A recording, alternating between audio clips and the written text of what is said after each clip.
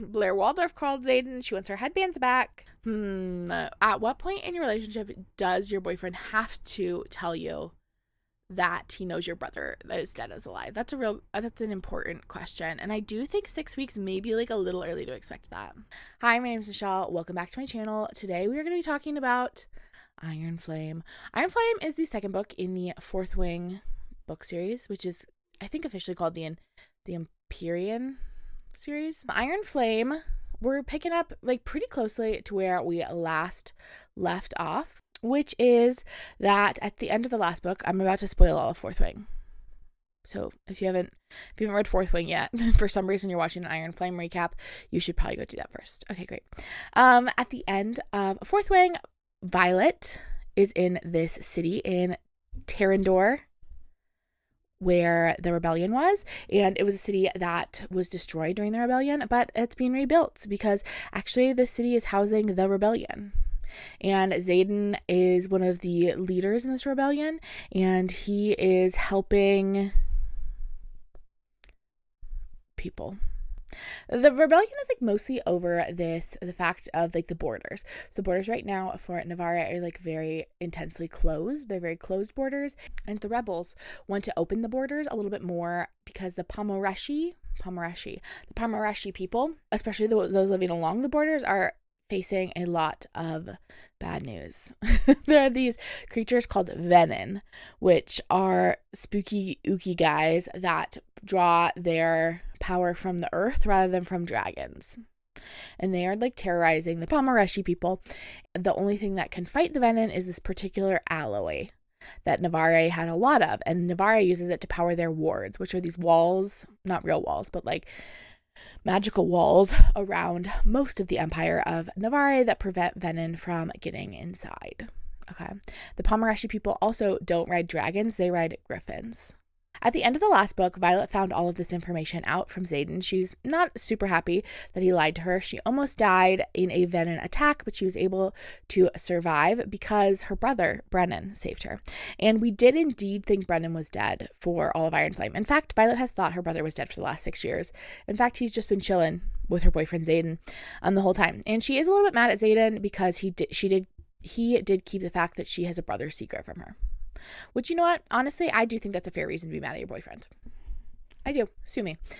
And we're picking up pretty much where we left off. They're in the city of Aretia. That is like the headquarters for the rebellion. We pick up like maybe a day-ish after the end of Fourthwing with Violet eating breakfast with her brother in the dining hall of Aretia, where Violet has like recovered enough to like get out of bed because remember she was again healing from this poison blade. Brennan saved her life. Thanks, Brennan. And now she's eating breakfast with her brother in the dining hall, and she's like, whoa, this is crazy that I'm eating with my brother who I thought was dead for the last 6 years. Brennan is kind of giving her the update of what's happening and kind of just like what is going on both with this rebellion and what's happening with everyone in the past few days. So Adarna is still sleeping because she used her powers to help out Violet during that Venin attack that they participated in the last book, and so she is still sleeping. Tairn is like still in her head, and Brennan is making her eat some breakfast before she heads out to go see Tairn and like check on Adarna. She like wants to go visit her dragons, her besties. Also, she knows as well as we do that Tairn is the best character in the book, so she's eager to get out to him. We learned that the revolution is like headquartered at Ryerson House, which is like Xaden's family home, and it wasn't that badly destroyed in the rebellion and the like subsequent attacks on this city because it's a house made of stone, and stone doesn't burn, as we know. As Miss Maeve told us, one thought from me, and your city will burn. And Maeve says, it's stone. And Selena says, your people aren't. The Navarre government did burn up a lot of people in Terrandor. Brennan is a colonel, and apparently they just like are like actually military structures that got us into this mess and are the reason for this situation are still what we're going to use in the rebellion. Rereading Ironflame, I have been like, I'm actually not sure what Rebecca Yarros is doing in terms of thematically. Part of me thinks Rebecca Yarros is like really strongly critiquing like the military structure, the especially like the military university structure. We'll get to it later, but also part of me doesn't think she's critiquing it. She's just like, that's the setting for this. I'm fascinated. I would love to hear Rebecca Yarros talk a little bit more about like the politics behind this book and what kind of commentary she's making on the modern world, if she's making commentary. Like, to me, reading through this again, it really did seem as though she was making some like pretty substantial commentary, but I feel like I haven't heard a lot of people talk about it. Like, be like, whoa, she's like really questioning the military state. But also things like this make me think like, oh no, I know Rebecca Yarros in her personal life is like a military wife. Her husband was in the Air Force, or currently is. I think he's retired, but he was in the Air Force for like many years, and I actually believe her father was also military. Like, she's existed in like the military space for I think her entire life.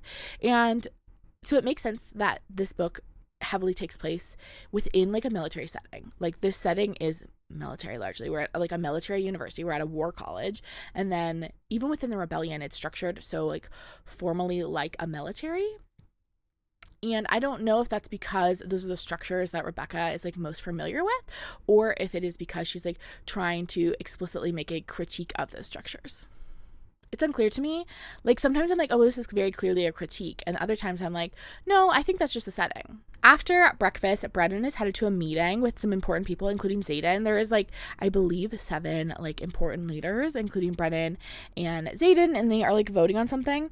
Violet, Imogene, and the rest of the crew that came from Basgiath are in the hallway, and they're like eavesdropping, and Violet is like, are we allowed to be in this meeting that we're eavesdropping in the hallway? And Imogen, I believe it's Imogen, I actually didn't write down who said this, but someone says like, yeah, all the meetings are open to the general public.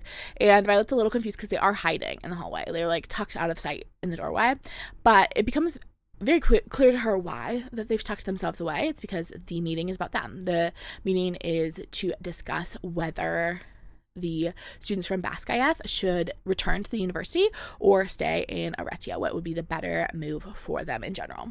There's also some like passing mention of a Viscount, which is confusing to Violet because Viscounts are like not a part of their structure, which like from what we've seen, like I said, this is like largely, Navarre seems to us from appearances to be a largely military state. We know that there's a monarchy at the heart. We met King Tari in the last book, and we'll meet one of the princes in this book. So there's a monarchy at the center, but it seems like the rest of the leadership is entirely military. Like, we're not informed of any other kind of like heads of state that are like, there's no like prime minister, but there's also no like hand of the king. There seems to be a structure that has a king as like the figurehead, and then the rest is like military. Anyway, there's no Viscounts is what I'm trying to say. And so Violet's a little bit confused because she's like, who the heck are they talking about? We don't have Viscounts. So they're talking about some mysterious Viscount. But then they quickly shift again to the topic of whether the students from Basgiath should return to the college. And most of them think that they like obviously need to head back to school because otherwise school is going to start looking for them. They were sent to the war games, it seems very clearly, with the intention of killing them because they assumed that they would not survive that attack, and they barely did. And so the question now becomes like, okay, do we return to the college and be like, hey guys, we made it? But also knowing that like they can't talk about what they actually experienced because that is top secret. Venin are considered like a myth in Navarre. And also the Pomareshi are seen as like these huge enemies. So to defend one of their villages, not super cool. And so most of them agree that like they need to go back to Basgiath, but there's this one guy, Felix, and he is very nervous about sending Violet in particular back to Basgiath because obviously once Violet and everyone else is back in Basgiath, they would have the opportunity to tell everyone about what was happening in the rebellion. They could very quickly and easily be like, hey guys, Aretia is like the headquarters of the rebellion. Here's what's going on. Here's everything that's happening. And because Violet is a Sorengale, she is General Sorengale's daughter, and General Sorengale was one of the original kind of leadership that put down the Tereshi rebellion 6 years ago. He doesn't know if he can trust her. And I think Violet at this point kind of like comes into the room, and Brennan is trying to defend her by being like, well, I'm also a Sorengale and like, you guys trust me. And Violet is like, I really think I've proven myself over the last months. She's like, except for that one situation with Dane, but that was like very, very, very much an accident. I did not mean to let him see my memories. I did not know that was happening. That's not fair to count that against me. And Zayden's like, yeah, how could she have known? She's just a girl, you know? And Felix is like, I don't know. You know, like, I don't know if I trust her entirely.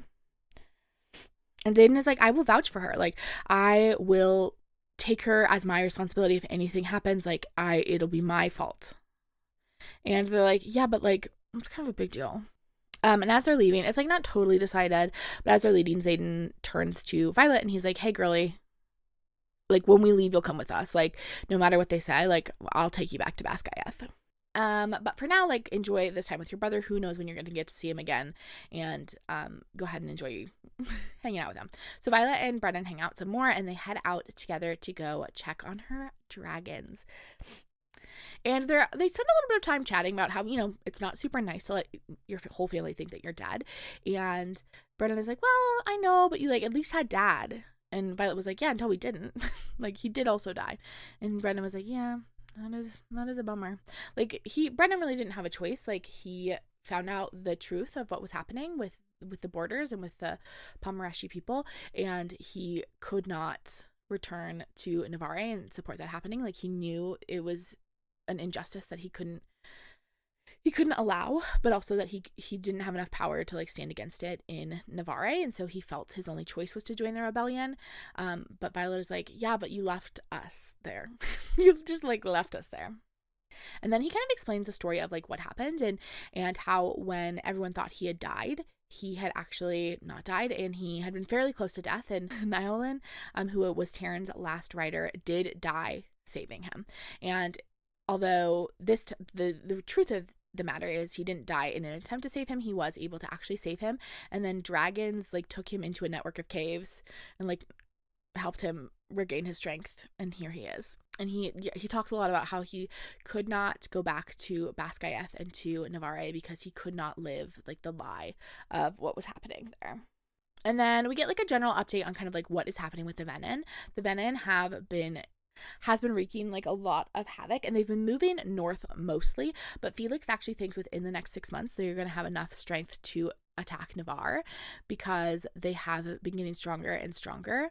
But that attack on Resin, that city they defended at the end of the end of Fourthwing, was a departure from their pattern. Like, it was not just kind of like the next northern village, it was not kind of where they were structured, and they think there was some sort of lure. They actually found a device that seemed to be luring Venin. They're not entirely sure because they had to destroy it, but it looked like it was a Navarre created device that, like, lured the Venin there. That's why they were, like, gathering around that clock tower. There was some sort of lure there, and it appears was created by Navarre, which means that whole attack on the village was kind of a setup to trick Xaden. We also learned that Aretia, the city that the rebellion is headquartered at, is outside of the wards. So the wards are what prevent Venin and Griffins from flying in and bothering the Navarre people. But it is just outside the wards because the wards are in a big giant circle. And it's just, like, slightly outside of the circle. But it's really high up in the mountains, so Griffins can't fly that high. Griffins are not great at high altitudes. Dragons are fine, but Griffins are not. Okay? They're not. And it does have a word stone, which is interesting and will be something that Violet will really spend a lot of time thinking about in this book. Brennan is then like, hey, girly, I just told you, kind of gave you the updates from here.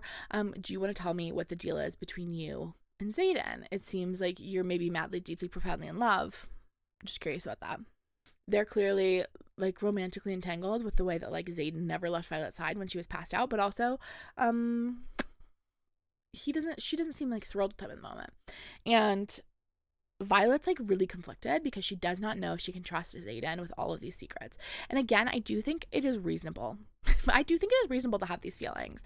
I think sometimes Violet in this book gets, like, a lot of crap because she does, okay, at moments it becomes a little annoying, but I do also think that it is quite reasonable to be like, hey, my boyfriend, the fact that he is the leader of a huge rebellion, and the fact that my brother has been alive this whole time, a secret from me, after we dated for, like, a while.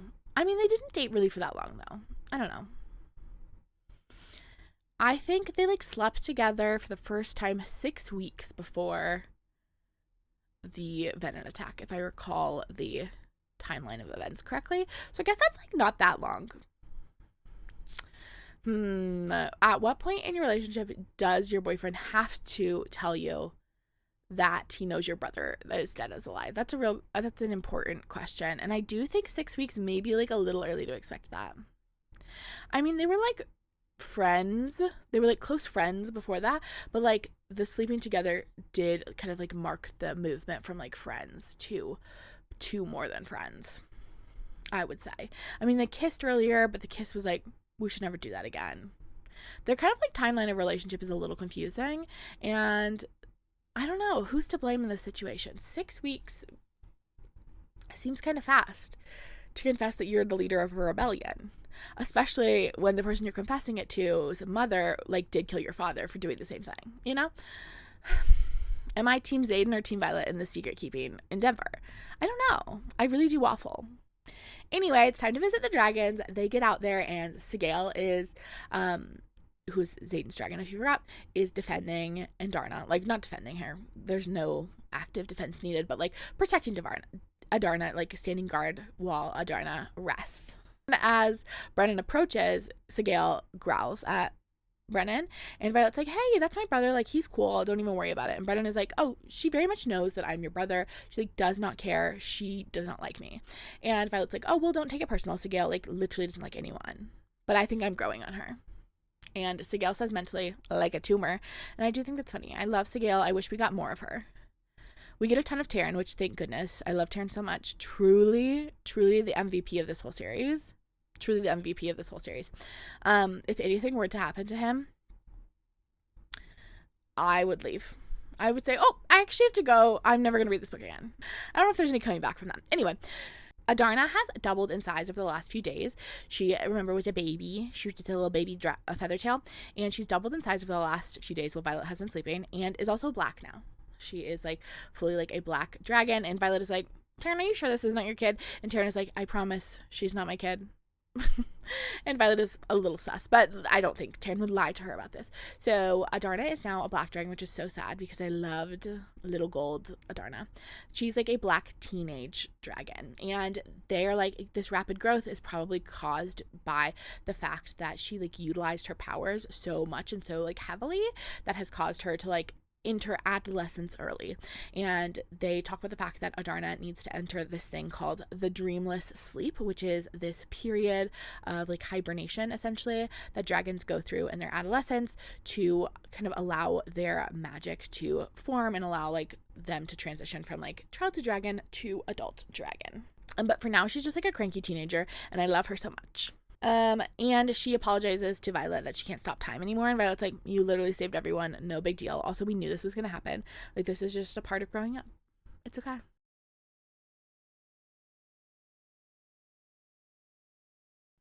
And as they're out there, I think there's a few people out there. I think Xaden is also out there, and maybe a few other students from Basgiath are out with the dragons right now, and they bring up the fact that like War Games was clearly like a trap this year, a trap for these rebel children.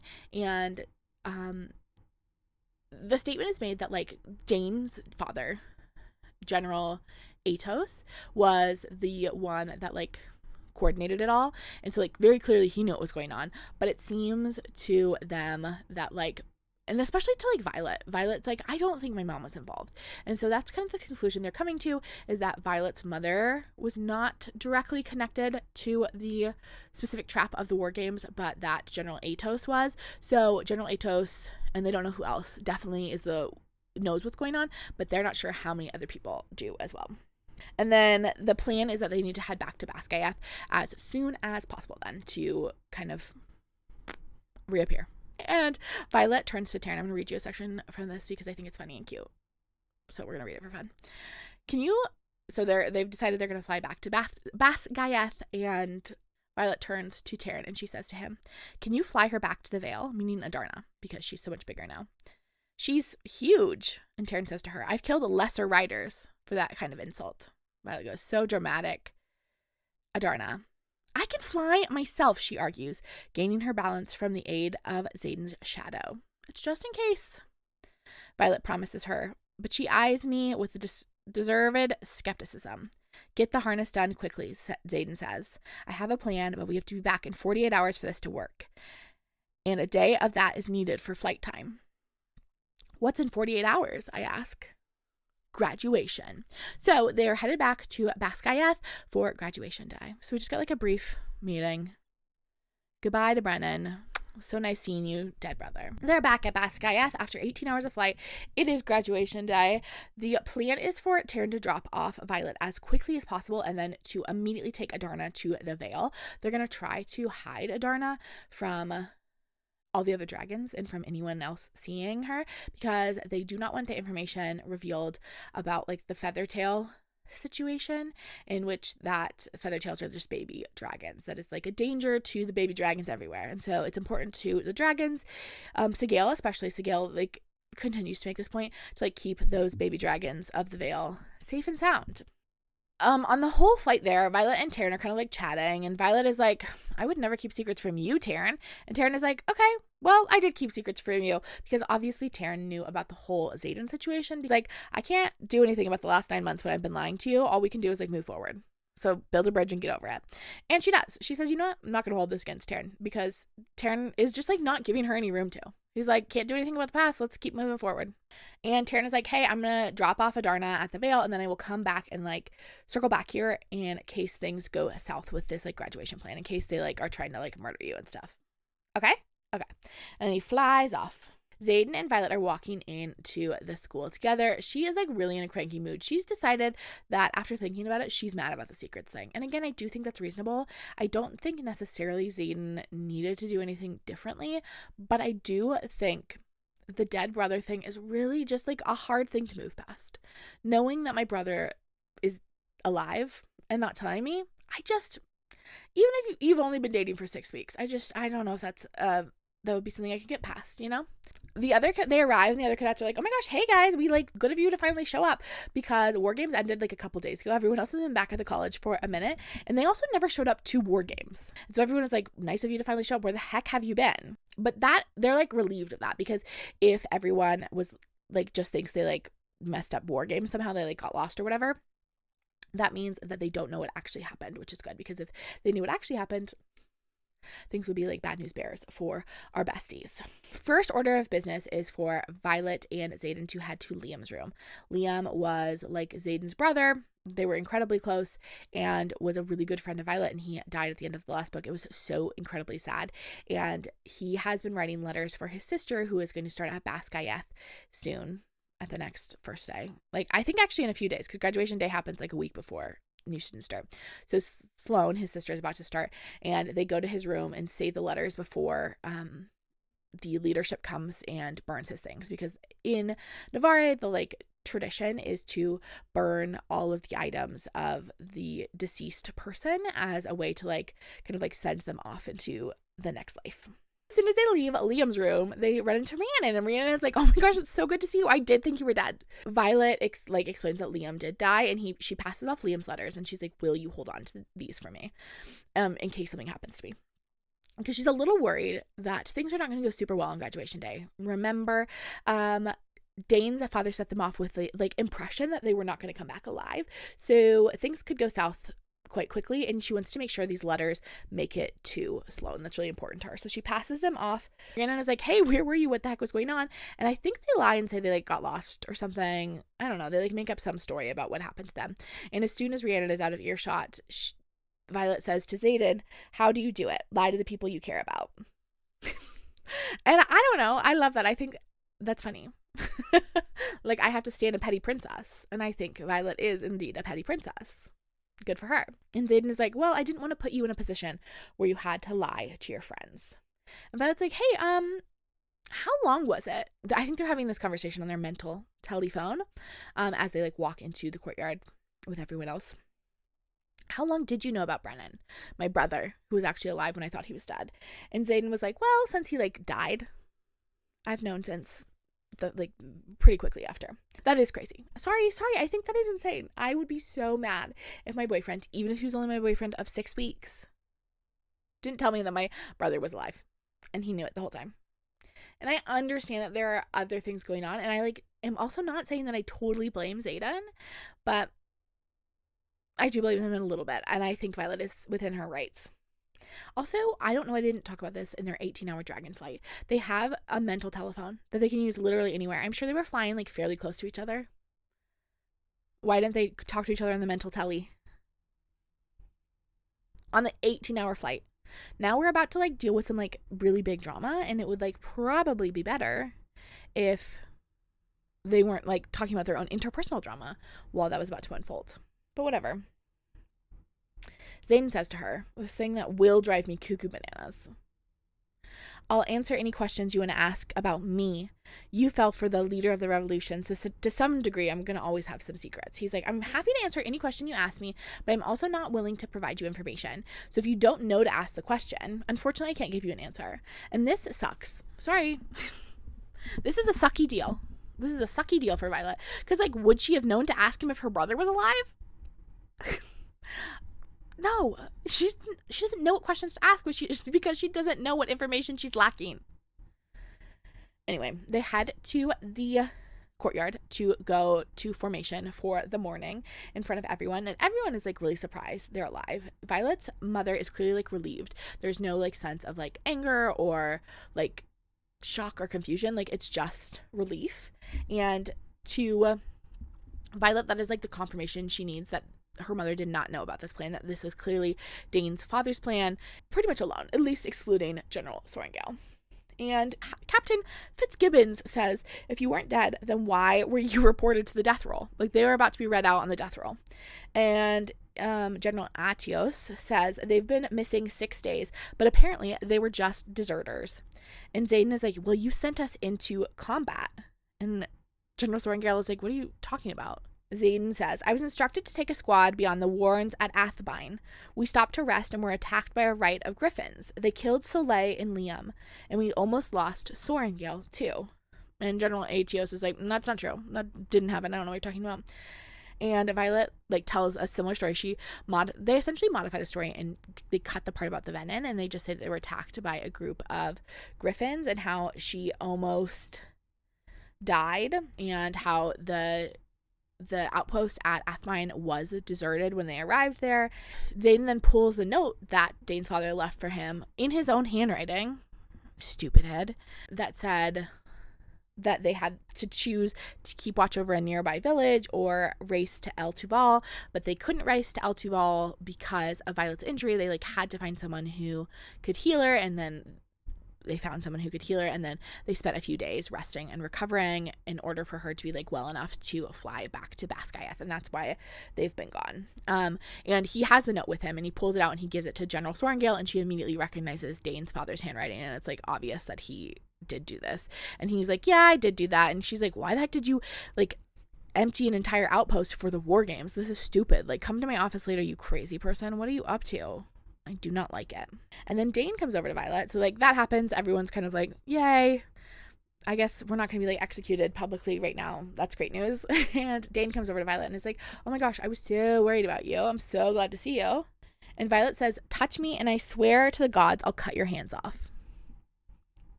Slide. She's like, please never speak to me again. I do not like you. I do not want to talk to you. I do not want you to touch me, especially because Dane's signet is that if he touches your face, he gets the images of what you most recently saw. Okay, I'm a little confused on how it specifically works, but like that's what we've been told. And then it's graduation time. Graduation for the Dragon Riders is kind of lame. TBH. Essentially what they do is they just like read out a list of the name of the graduating seniors, the third years that are graduating, and are like, name and where you're going to be stationed. They're officially, like, Violet and her friends are now officially second years. And out of the 11 first years that were in their squad, including, like, before and after threshing, only 5 survive. Riddick, Sawyer, Rhiannon, and Nadine, and Violet. And I, as I was reading this, said, who the heck is Nadine?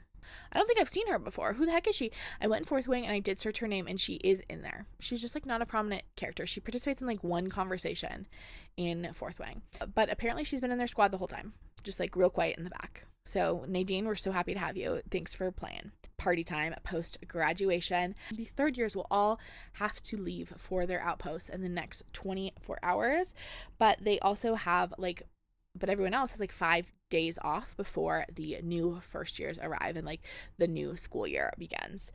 They sit around and like chat about all the new privileges they will have as second years, which includes like they can write letters to their families, they won't have to do morning chores anymore, and they can go to this like little town nearby, sort of.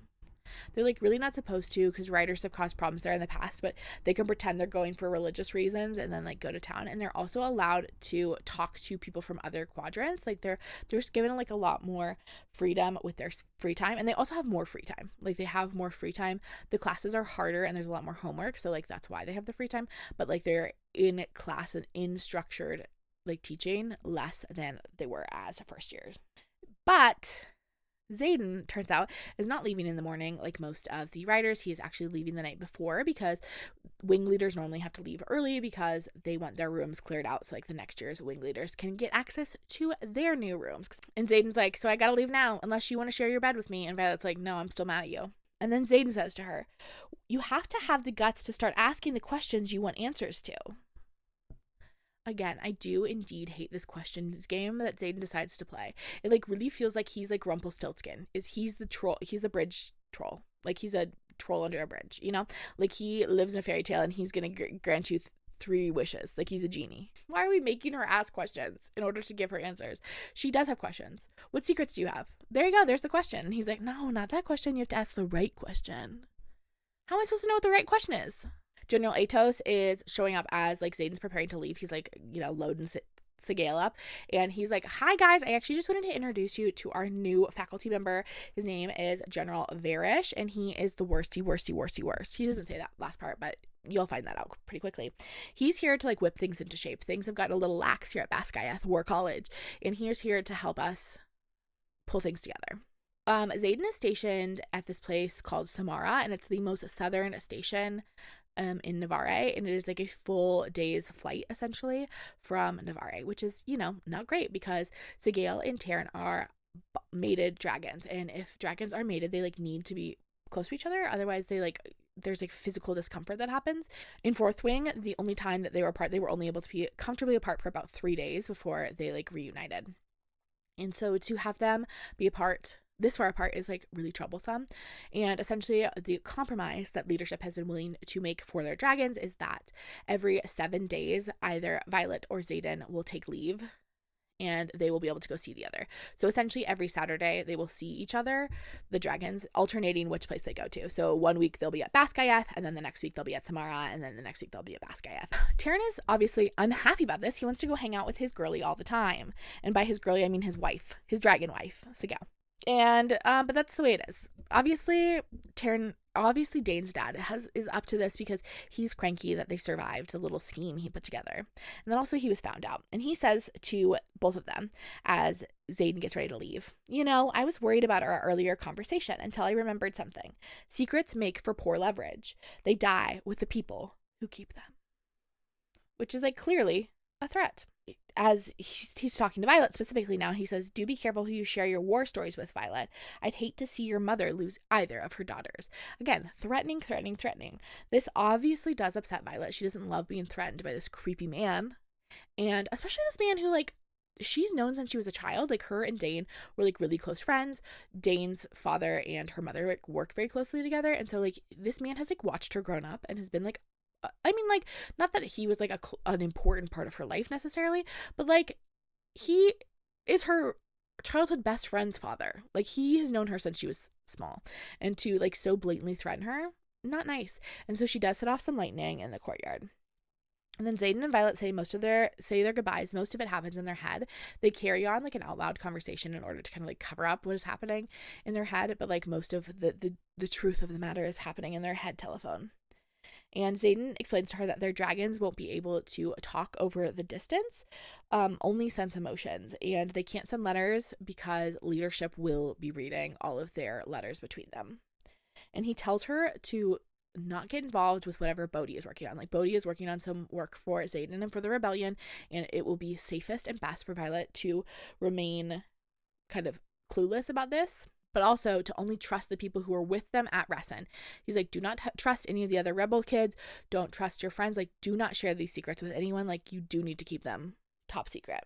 And then at the end, they say, Xaden says to her, we managed to keep each other alive today. Trust me yet? And Violet says, with my life. And Xaden says, that's all? And Violet says, that's all. And Xaden says, see you in 7 days, Violence. Try not to burn the place down while I'm gone. And then he flies away. And then it's pretty quickly after she gets back inside, Rhiannon is waiting for her. And Rhiannon is like, I have good news and bad news. What do you want to hear first? And she's like, okay, tell me the bad news first. And she says, Dane is the new wing leader. Boo. Everyone's least favorite character. You know what? Dane is not my least favorite character in this book. He's not. What a treat for Dane. He's my second least favorite. Varrish, this new guy, he's significantly worse than Dane. Dane's the new wing leader. But good news is that Rhiannon is the new squad leader. We get a little time jump. 5 days later, it's back at class time. They're in a new classroom in a new class. We get kind of like a recap of the past 5 days. It essentially was just like partying and hanging out, and then also doing some preparation work for the parapet and for the first years. They all have been given like their assignments on like, you know, where they're going to be on parapet day. And we also get another new professor, Professor Grady. He's new to the school, and he is teaching this class called Writer Survival Course, or RSC.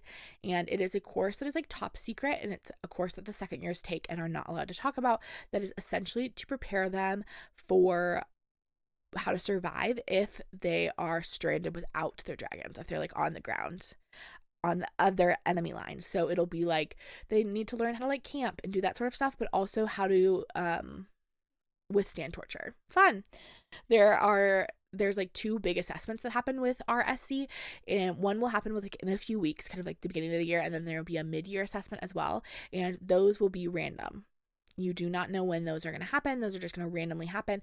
They will pull you and stick you in the wilderness. Professor Grady also spends a little bit of time talking about how this year there are even less dragons willing to bond. There are only 91, so we're again down, and it just keeps decreasing and decreasing. And Violet like mentally calls up Tairn, and she says, hey buddy, I just had a question about like why there are less dragons. Is it because of the venom situation? And he's like, yeah, the Empyrean, the dragon government, is conflicted on whether to get involved and like to what extent to get involved with the human venom conflict. After class, Violet heads to the archives, and she's decided that the revolution does need scribes because it's important to have access to information. She goes in and she's like, I don't know if her like plan at this point is to like become the scribe or to befriend the scribe, but that's what she's doing. She when she gets there, she sees her friend Jessamine, who was friends with her from back when she was training to join the scribe quadrant. And Violet asks Jessamine if she has any books on the founding of Basgiath and the wards. Okay, guys, it's conscription day. This is where Fourthwing started. Violet, Rhea, Dane, and Nadine are the people that stand on the close side of the parapet, like the side that you start at, the starting side of the parapet, and they're in charge of like checking everybody off on the list and then sending them across. They're the lifeguards. They're the lifeguards of the parapet this season. Dane and Violet's vibe is weird. Rhiannon picks up on this. The tension is weird. Dane is like, hi, bestie. And Violet's like, get away from me, you stupid, ugly man. And Rhea's like, remember how you guys used to be friends? And Violet's like, I don't know what you're talking about. Violet is really working on constantly shielding. So constantly having her mental shields up. So if Dane does touch her face, that he is unable to access her memories. And so she was working on this a bit with Xaden, but it's like pretty constantly reminded by Tairn throughout this book to like keep her shields up. But it is something that she like constantly has to be focused on. Xaden says at some point it will become second nature. It'll be something that she could do subconsciously, but for now it has to be like a constant reminder to like, oh, keep those shields up, keep those mental shields up. So anyone with access to like mind reading capabilities won't be able to get past them. Today is like a lovely day. It is sunny. It is not cloudy at all. It's not raining. Remember last year it was like really stormy. Nadine actually mentions it and is like, it is so weird that when you crossed the parapet, Violet, it was like raining, pouring, thundering, and lightning, and your mom didn't try to stop the storm. And Violet was like, my mom would literally never stop the storm. Like, she didn't bring the storm here. That would be rude, but like she wouldn't stop it. Like, that's not how she operates. She would not make things easier on her children just for the sake of them being easier. Violet's excited because Xaden is supposed to have his first like visit today. It's his first weekend visit to Basgiath, and she's excited to see him. Before he left, he did leave her a note in her room that she found when she got back there that said, I meant what I said in the parapet. Even when I'm not with you, there's only you. And then he also left her 3 books on the crafts of weaving fabric into Taireshi knots. And she says, what the heck? Why did he leave me 3 crafting books? What a weirdo. Then it's time for the first years to get started walking across the parapet. The first kid that gets up to walk across the parapet is like, my name is Arik, A-A-R-I-C, like Eric, but double A. A-A-Rick Greycastle. Violet's like, Cam? And he's like, no, my name is Arik. Stop it. Stop. Violet is like, did you just make that name up? Because it's like awful. It doesn't even make any sense. And Dane clearly recognizes him too, because they like exchange looks. And Violet in her head is like, yeah, obviously we recognize him. We've been hanging out since we were little kids. They like chucked us in rooms together all the time because we were like relatively close to the same age and all children of leadership. And as soon as he like goes past them, Rhiannon is like, who is that? Like, you clearly recognized him. And Violet is like, officially, Arik Greycastle. Between us, King Tauri's 3rd son. And I can guarantee his father doesn't know what he's doing. And so our Arik Greycastle is actually Prince Cam, the son of King Tauri. The next one to step up to the parapet is Sloane Mowry, Liam's sister. As soon as she says her name, Violet is like really confronted again with Liam's death, and she knows she like has to step in and act as a sibling in the way that Liam would have. And so she tells Sloane to like braid her hair back. Her hair is just down and it'll be whipping around in the wind. And so she tells Sloane to braid it, and she gives her instructions on like how to hold her arms. And Dane is like annoyed because they are not supposed to give like any help to these students crossing the parapet, but she glares at him and her power is like crackling, and she's like, do not step into this. Sloane realizes who is helping her, and she says to Violet, you're Violet Sorrengail. I know what really happened. You got my brother killed. He died for you. Go straight to hell. I hope that no one commends your soul to Malik. I hope he rejects it. Liam was worth 12 of your kind, and I hope you spend eternity paying for what you cost me, what you cost all of us. So Sloane's not a fan. Sloane does cross. So yay, parapet is over. At the end of the day, 71 of the prospective candidates fell from the parapet, which is 4 more than even last year, which is crazy because it was not even stormy this year. Jump in to the new students getting their wing assignments. Originally, Sloane is assigned to Fourthwing, but then Dane talks to one of the other senior wing leaders and they reassign her to Violet's squad. And it's honestly one of the only nice things Dane has done in his literal entire life. He's really trying to make up for the fact that Violet hates his stupid little guts. And you know what? Finally, like I said, this is why he's moved to 2nd worst character in the book. Congratulations, Dane. You've done a little something right. And then it's time for like the dragons to pop up. As we know, the dragons always do like little dragon show and tell for Conscription Day, and they always wind up burning up like a couple students that get like too freaked out by the dragons. All the dragons are normally the wing leader dragons, but this year there's a dragon that Violet doesn't recognize. It is like a really scrappy looking one-eyed orange tail dragon, and Violet asks Tairn about it using her mental telephone, and Tairn is like, that's Solas, and that's Professor Varrish's dragon. Keep an eye on him. Solas, we don't like him. Tairn's not a fan. So if Tairn's not a fan, we're not a fan. Violet is not nervous though, because like she remembers being nervous as a first year seeing these dragons, but she's not nervous now because she knows that none of these dragons would hurt her because they wouldn't risk the wrath of Tairn. But the first years are like anxious about the dragons because they're like scary.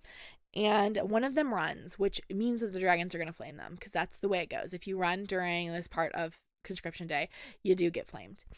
But the dragons kind of let this kid run like pretty far until in order to flame this kid, they're going to need to blow flames like right through the crowd of like gathered cadets. And Solas, instead of just shooting flames for the runner, does like shoot right through this crowd. Violet is able to jump on top of Sloane and like yell for everyone to hit the ground before it actually happens. But this flame does take like a good chunk of like, it says half of 3rd squad, including like even bonded riders. So it did like take out some first years, but it also took out some bonded riders, which for bonded riders who did not even break formation to be burnt up is like just like not something that happens. It is not something that the dragons do. It is not something they like super find acceptable. Tairn is not happy because Violet did burn her back pretty badly. She was like pretty close to soul loss, and so her back is just like completely scorched. All of her clothes have like melted into her skin. They get back in formation, and Varrish is like, everyone earns their leathers here, not just first years. The wings are only as strong as their weakest riders. And then Solus leans forward again as someone else runs, and Violet's ready to hit the deck again when Tairn arrives. Tairn arrives, and Tairn is one of the largest dragons in the Navarre, like second only to Captain or General Melgren's dragon, who is not, I think we see occasionally, but like he's not stationed at Baskayeth, so we don't see him all the time. Tairn is huge. Tairn lands and he roars. He says mentally, which the dragons can, he like is saying this to all the dragons. He says as he roars, "You do not have the right to burn what is mine." And he roars so loud that everyone has to like cover their ears. Like it like rattles everyone. And Solus flies away. Solus is like, goodbye. And then Tairn turns to Varrish, his rider, and he blows this like big gross puff of steam at him, clearly being like, "Do not let your dragon do that to my girly again." And Violet says to Tairn, "I think he got the message." And Tairn says, "If Solus comes near you again, he knows I will devour his human whole and let him rot within me while his heart still beats. And then I'll take the eye I so graciously left him." I love Tairn so much. Like, so much. He's the best. He's the best part of these books. As I was reading this, I was like, would it be weird? Would it be weird if I wanted a prequel that was about Tairn and Sigale falling in love? I just want a story about Tairn and Sigale and their romance. I think it'd be cute. I think it'd be cute, and I think it'd be a fun time. Is it weird that I want to read about dragons falling in love? I don't think so. They like have rational human thought processes, so I feel like it would be fine. It would be no weirder than reading about like aliens falling in love. You know? I don't know. I want more Tairn. If I get a prequel of this and it's like a boring book about like, I don't know, Brennan. Just kidding. I like Brennan, but like I don't want a prequel. If we were to get a prequel, I want it to be about Tairn. The next morning, Violet is up early from a nightmare. This has been happening quite a lot. And she started going on morning runs. One, because she can't sleep that well, but two, because one of the things that the Venin do is because they grab the channel from the ground. If you are close enough to them, they can like kill, I don't know. They can like get you using their ground pulling magic. I'm kind of confused, okay? You just need to be able to get on your dragon quickly. And she knows that if that had happened to her, she would have died. And it's actually what wound up killing Soleil in that battle. This morning, Imogen is coming with her, and they spot Rhi as they're headed out because Rhiannon is headed to a leadership meeting, and she's confused by both Violet running, which is not something that Violet does, and by Imogen, because Imogen and Violet were not pals in Fourthwing, really. They got along more by the end of the book. Like, Imogen was training Violet and, like, working with Xaden. But at the beginning of Fourthwing, Imogen did try to actually murder Violet, but now they're pals, and they're going to runs together. And Rhiannon is like, what's going on? After that, we get the first battle brief of the year. Battle brief is the class where everyone participates. They go to this meeting and they talk about like the most recent like battles and current events that are essentially happening across Navarre and kind of talking about like the military responses to them. They get to move up to the top. First years sit in like the front rows, and then it goes second years, and then third years are all the way in the back. And because it's the beginning of the year again, and we have a ton of first year writers because no one has really died yet. I mean, we lost 71 kids on Parapet Day, but like not enough people have died yet. We still have a lot of people standing. Professor De Vera gives like kind of like the same spiel as last year and kind of explains what battle briefs is. And then Professor Markham arrives. And Professor Markham is the scribe that co-teaches this class. And Violet is like mad at him because Violet knows that he must know that he is kind of like perpetrating a lie because he's the one that's kind of managing a lot of this information. So he must be aware of the truth and continuing to tell these students lies. Professor De Vera launches into the two attacks that they'll be discussing today. The first was an attack that happened on the border with Breivik, an hour from Montserrat, the outpost they visited on their first field trip last year. And it was this event of the Griffins coming and just like essentially like causing destruction, like going through the town, breaking things. And then the second one is the outpost of Athbayan was attacked 3 days ago, which is where they fought the Venin. That's where that big battle happened, or close to where that big battle happened in the end of Fourthwing. And the Griffins were like clearly looking for weapons. Violet imagines that a cache of daggers was probably moved there because leadership knew Venin were in the area. And so like it made sense to her that like they would have those weapons that were made of the alloy that can fight Venin, and that the Griffins clearly were after that because they're like getting quite desperate. After class, Violet goes and searches out Bodhi, and she's like, hey, I want to help. I know Xaden told me and told you that I'm not supposed to help, but I want to.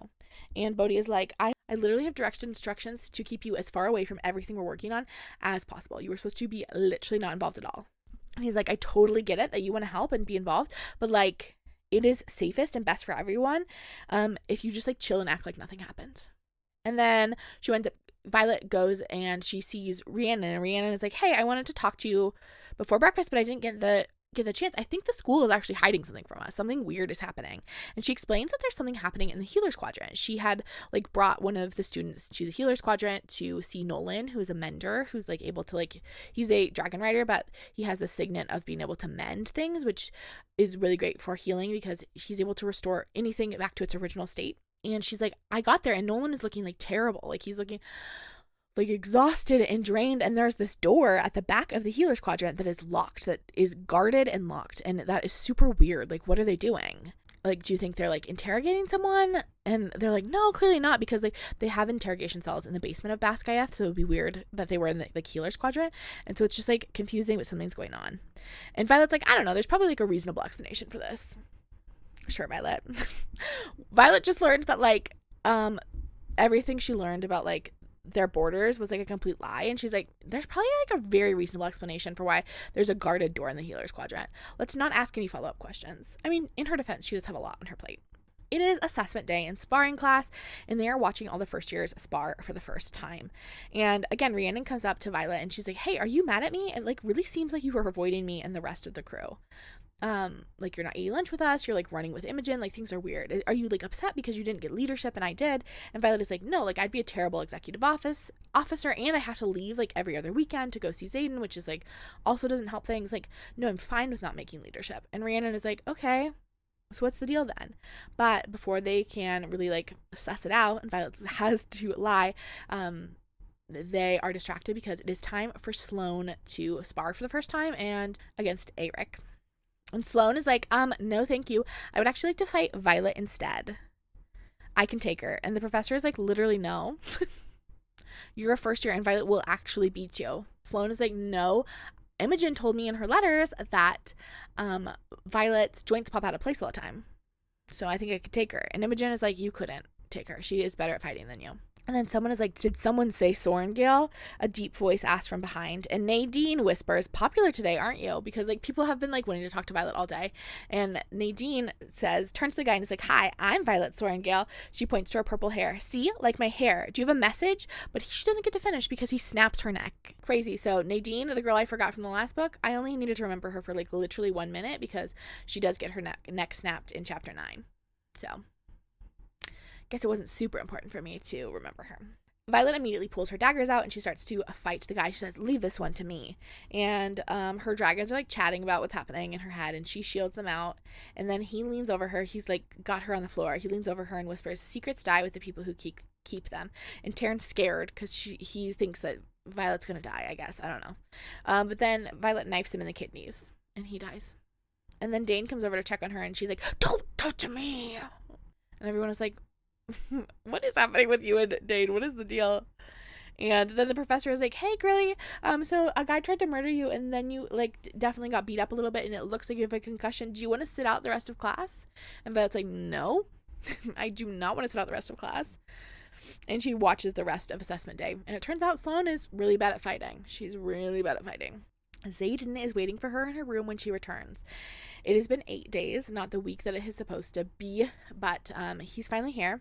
And Violet explains like the situation that just happened because she's looking beaten up, like a man just beat her up, which indeed is what happened. She also explains that like clearly this man was sent by General Atos because he whispered the thing about secrets.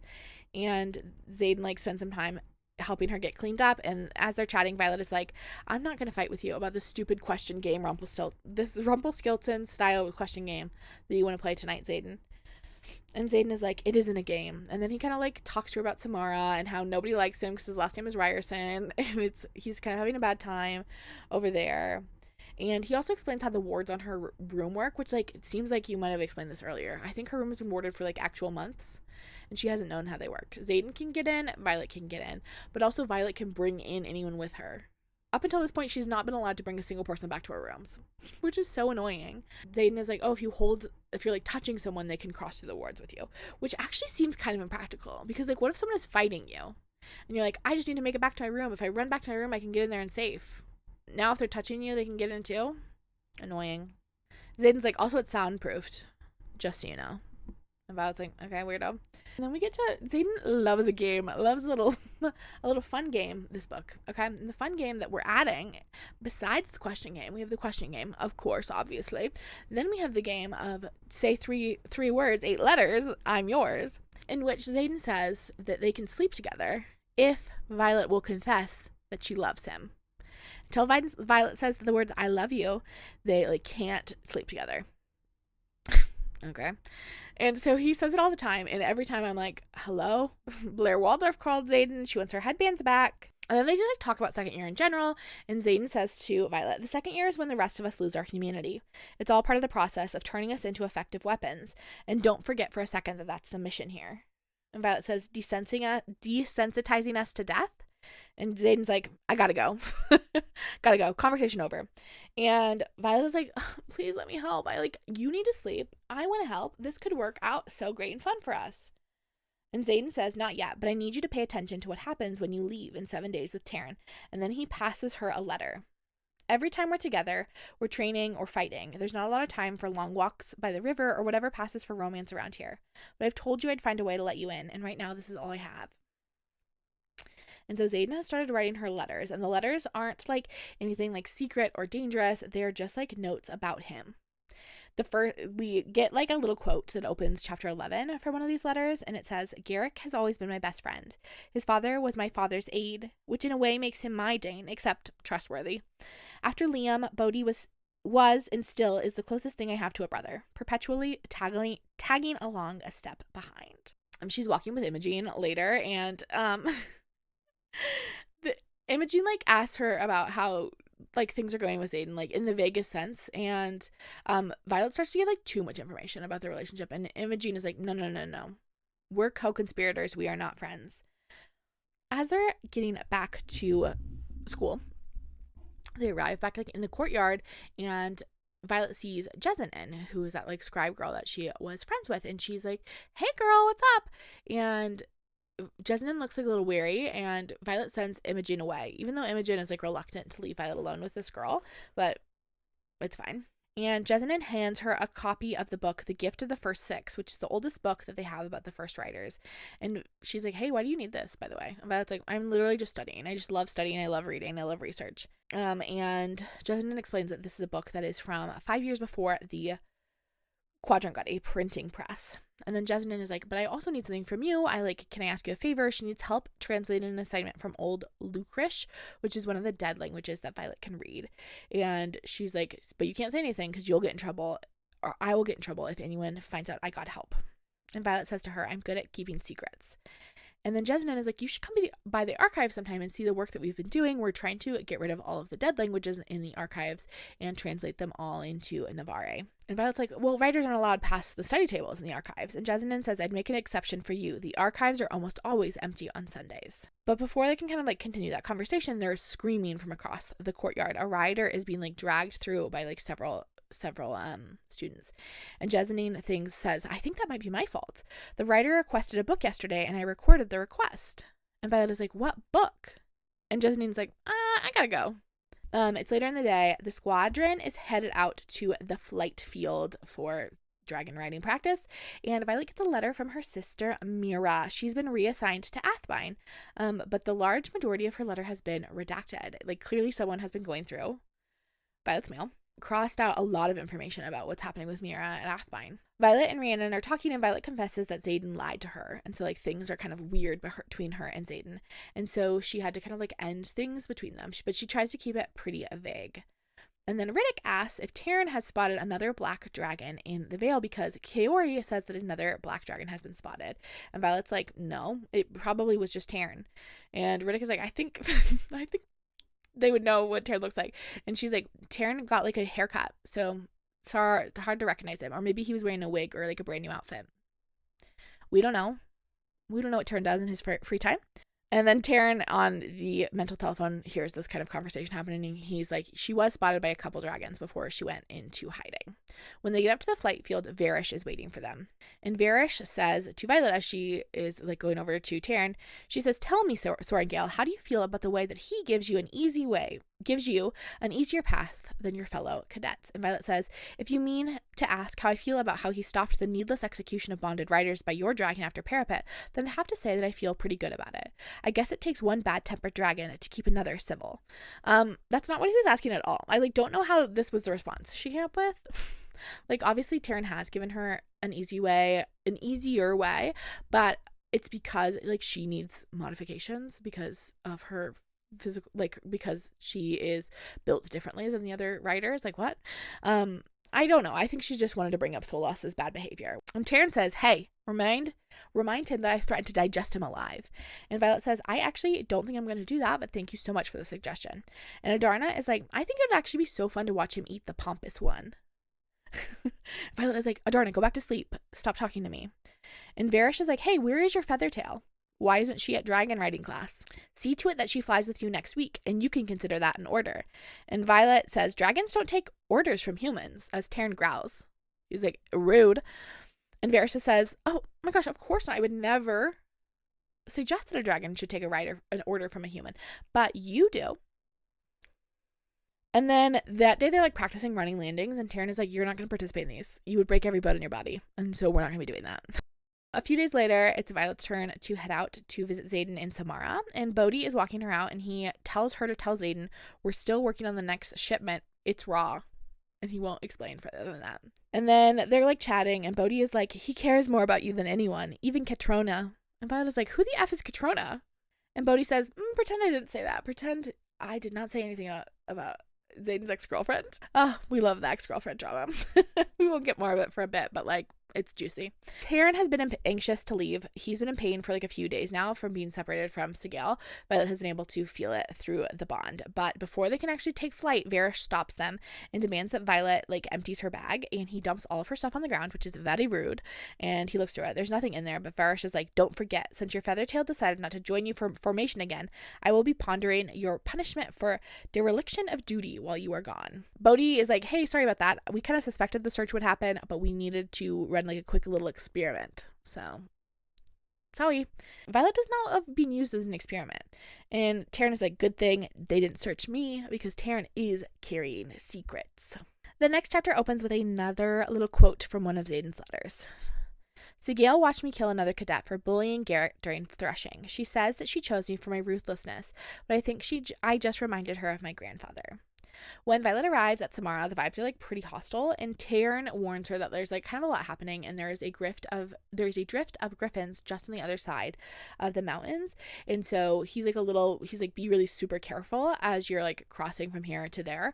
You're not going to be safe until you are behind the walls or with the wing leader. But apparently no one's too upset about it, because it's pretty commonplace for there to be griffins really nearby this outpost. She gets to Xaden's room and it's empty, so she follows their mental connection to find him.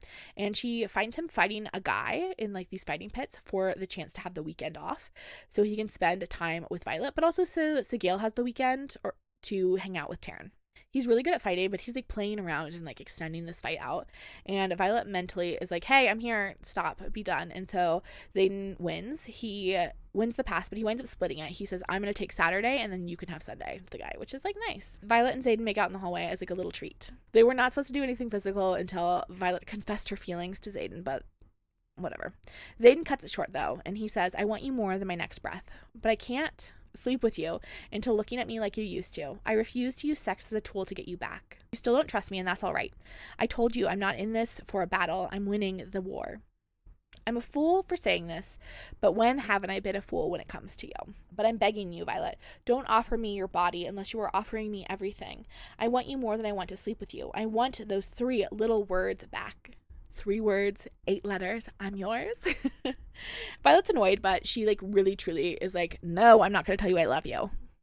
And then they get back to his room, and he's like, you can use my private bathing chambers. And Violet's like, ooh, fancy, your private bathing chambers. Normally a first like someone this like junior a position wouldn't have that in an outpost. And Zayden's like, yeah, it's because no one wants to share a bathroom with me because my last name's Ryerson. It's actually because everyone hates me. And Violet's like, well, I mean, at least that has some perks. Like private bathing chambers is nice, even if it is because everyone hates you. They talk a little bit more about the materials that power the wards and kill the venom, this alloy. He pulls out a dagger similar to the one she used back at the battle last book, and he explains how it works. The alloy just channels magic, which is why the wards keep failing. Because if the power is used up, it needs to be imbued again. Imbuing is a process of leaving the power in stasis in an object. A writer has to pour their power into it, which is a skill not a lot of us have. So the alloy just like kind of acts as a conduit for their magic rather than actually being inherently magical within itself. We're back. I left for a second. The camera is in a different angle. I know it is because now you can see more of this, and I don't think you could see that before. But I'm in the corner because I have to face a little bit closer to the window because it's getting dimmer out. The light is fading. So Violet and Tairn are headed back to Basgiath, and Violet's like, hey, Tairn, do you happen to know how to raise the wards? Like how you make new wards? And Tairn is like, I'm not that old. I was not around when they actually put the wards up, Violet, despite what you may think. Tairn's like, hey, by the way, we're being ordered to the practice grounds. Like the dragons are using their mental telephones as they do to order me to order you to the practice grounds. Carr and Varrish are waiting. And Violet is like very nervous because last she heard Varrish was like, I'm going to be thinking about how I'm going to punish you for not bringing Adarna to flying practice. So she suspects that's what this is about. And Tairn's like, okay, so what do you want to do? They want us at the flying grounds. And Violet's like, well, we don't really have a choice, I guess. We're going to the flying grounds. And Tairn says, you always have a choice. Cut to Violet on the flying grounds has been wielding lightning for a full hour and has been wielding it at a like very quick pace. And Varrish is demanding, in Carr, both of them are demanding that she do it again, that she lay another strike. Their dragons, Carr and Varrish's dragons, are as far away as possible because Tairn has already snapped at them around strike 13, and we are now on strike 32. And I think normally she does like maximum 20 strikes in an hour, and so she's already like significantly above that. And they're clearly not practicing, like this is not a mission to like practice aim or control. It's just a matter of like wearing her down and wearing her out. And Varrish calls like again after she finishes strike 32, he's like, go. And Violet feels herself like heating up. She's like cooking alive is what she says it feels like. And it's enough that even Adarna starts to wake up, even though Violet has been like actively attempting to make sure that Adarna can't feel it through the bond. Adarna wakes up and she's like, hey, what's going on? And Tairn is like, hey, go back to sleep. Waking is like not good for you and for the growth process. Sleep. And Adarna's like, what's happening? Is this about me? And Violet's like, nothing's going on, nothing I can't handle. And Carr is like, okay, actually, hey, bestie, I think we need to be done. And when Carr is like the nice one in the situation, you know, things are not good. You should really look in the mirror, you know? But Varrish is like, keep going. Carr's like, literally, if she keeps going, she is going to die. Like, punishing her is one thing, but killing her is like quite another. And Tairn is like, this is what happens when dragons choose poorly. Solas should have never given this barbarian more power. And Adarna is like, I can feel that this is like really draining you. I can like come and show up. And Violet is like, you will do no such thing, or you will risk every feather tail in the veil. Do you want someone who takes joy in the pain of others like Varrish bonding a hatchling? It's fine. I can keep going. And then a little bit later, it's strike 40, and Violet like collapses to the ground. Like she doesn't even have enough energy to stand up anymore. And Tairn is roaring. He's so upset. And he's roaring so loudly that Carr was holding a notebook, and the notebook like blows out of his hands from the noise. He says to all of them, he says, Silver One is done. And Violet's like, they can't hear you. And Tairn says, their dragons can. He's like, their dragons will convey that message because otherwise I'm going to eat them up. And Carr says, if she dies, you will summon the wrath of not only General Sorengale, but also General Melgren. Her signet is the weapon generals dream of in this war, and her death will cost you two of the most powerful dragons on the continent and Ryerson's irreplaceable ability to wield shadows. He's like, you cannot risk killing this girl just off of this like power trip. And Varrish is like, okay, fine, just one more. Prove that you can listen to orders. And Violet is like, it's fine, I can do it. And she wields another strike of lightning, but she's like so weak that her arms like kind of cramp up as she's doing it. And she like uses her arms to like call down the lightning. And because her arm is cramping up, she like can't cut off the lightning's power source. So it's just like rushing through her, like very quickly draining her. And Tairn is trying to like talk her through how to cut it off mentally, but she's kind of like panicking. So it is difficult for him to get through to her, and she's like burning up. And then she's able to do it though. She's able to cut it off mentally. She like completely collapses, and Varrish is like, this is the only warning you will get. And Tairn scoops her up with his talons, and Carr has given them instructions to like immediately fly back to the courtyard and like get in cold water to like cool herself off and then eat something. Like she's like weakened, but also like very much overheating. But Tairn kind of ignores that because he knows better than Carr, and he takes her to the river and he like literally dunks her under some rapids, and she says it's the worst pain she's ever felt in her whole life. It does work, and Tairn also calls for backup. He calls Bodhi and Imogen via their dragons. And by the time Violet has like been pulled out of the river and is like cooled off, she's like shivering, Bodhi and Imogen are both there, and Violet's kind of trying to explain what happens, but she's like really not doing well, and she's able to like, get out a little bit, and Tairn, I think via their dragons, explains the rest, and Bodhi says, I'll handle this won't happen to you again. And Tairn says, tell the humans I will handle dragon matters. And Violet's like, how are you going to deal with this? And Tairn says, you will trust me. Okay, thanks, Tairn. Later that day, she's in the sparring gym. The only like major long-term injury she sustained from wielding all that lightning is like essentially like a sunburn all over her skin. She like literally like blistered her skin like a little bit, and so she's not feeling super great, but like, you know, you can deal with a whole body sunburn. She's chatting with Imogen over there in the corner, and Imogen is like, hey, have you gotten your running landing yet? And Violet is like, no, Tairn won't even let me try it. And Tairn is in her head being like, yeah, for sure I won't, because I don't want you to break all your bones, dummy. They have the sparring gym, not for like sparring class, but just as additional practice. Rhiannon got the gym, especially for the squad, particularly so they could help Sloane train, because Sloane is just like not well trained at all. She has a terrifying lack of skill. Sloane's first challenge is on Monday, which, Violet knows because she knows where the challenge board is, and Violet is like very worried that she's not going to survive it. And she's talking to Imogen about it, and Imogen is like, how do you know that her first challenge is on Monday? And Violet is like, well, my brother wrote a book. It's like a long story. And Imogen is like, okay, who is she up against? And Violet's like, wait, you aren't going to ask like how I have this secret knowledge book from my brother? And Imogen is like, no, it's like literally not my business. I don't feel the need to know everything else someone else deems private. And Violet says, okay, well, you're not sleeping with me, so don't try to apply the situation to Xaden because it's different. Okay. And they go and they're leaving the sparring gym, and someone comes up behind Violet, like just behind her, and starts like, I think he starts talking, or maybe he taps her on the shoulder or something, and Violet turns around and almost stabs him in the neck. But it's just Riddick, and she's just like a little jumpy these days. He's fine. He like doesn't get injured at all. And then they're walking up the stairs, like talking about their physics test that is coming up, and they're like studying as they walk. And then all of a sudden the whole group, Rhiannon, Riddick, Sawyer, and Violet, are attacked, and bags are thrown over their heads. Cut to, they're waking up, and the first thing that Violet clocks is kind of Professor Grady's voice, and she immediately like gets on her mental telephone to Tairn and is like, hey, what is going on? And Tairn says, the course humans wouldn't have to take if they simply stayed seated, known as RSC. They're on that assessment for their writer's survival course. And Violet's like, okay, well, at least it's not an assassination attempt. At least it's just like a class field trip, you know? Not a fun field trip, but a field trip nonetheless. But Tairn is like not happy because Sigale is supposed to be visiting tomorrow. So he's like, hopefully you guys get through this quickly. And Violet like is like, oh my gosh, of course, like you should go back to Basgiath. I'm sure we're not that far. Like if we're not out of here by tomorrow, like go back without me. Like I need you to go see Sigale. And Tairn is like, and I'll just leave you here to fend for yourself. And Violet's like, yeah, that's the point of this. You're not supposed to help me anyway. This is supposed to be like about riders being without their dragons. So like you go back to Basgiath. I will be fine. But before this conversation can continue, Professor Grady is like, everyone needs to hydrate, drink up. Here's something from your canteens.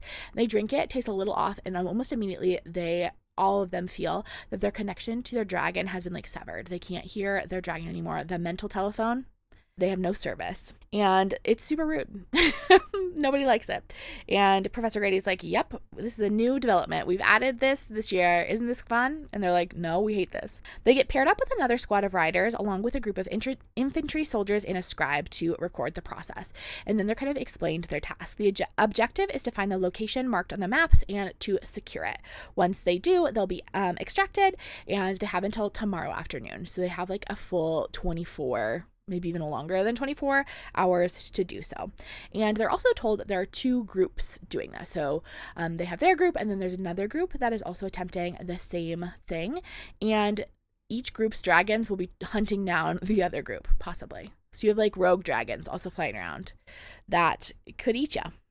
2 hours later, the group has hiked like 4 miles. They imagine they have about 6 to go, but like honestly, the map is not totally matching up with the landmarks that they're seeing.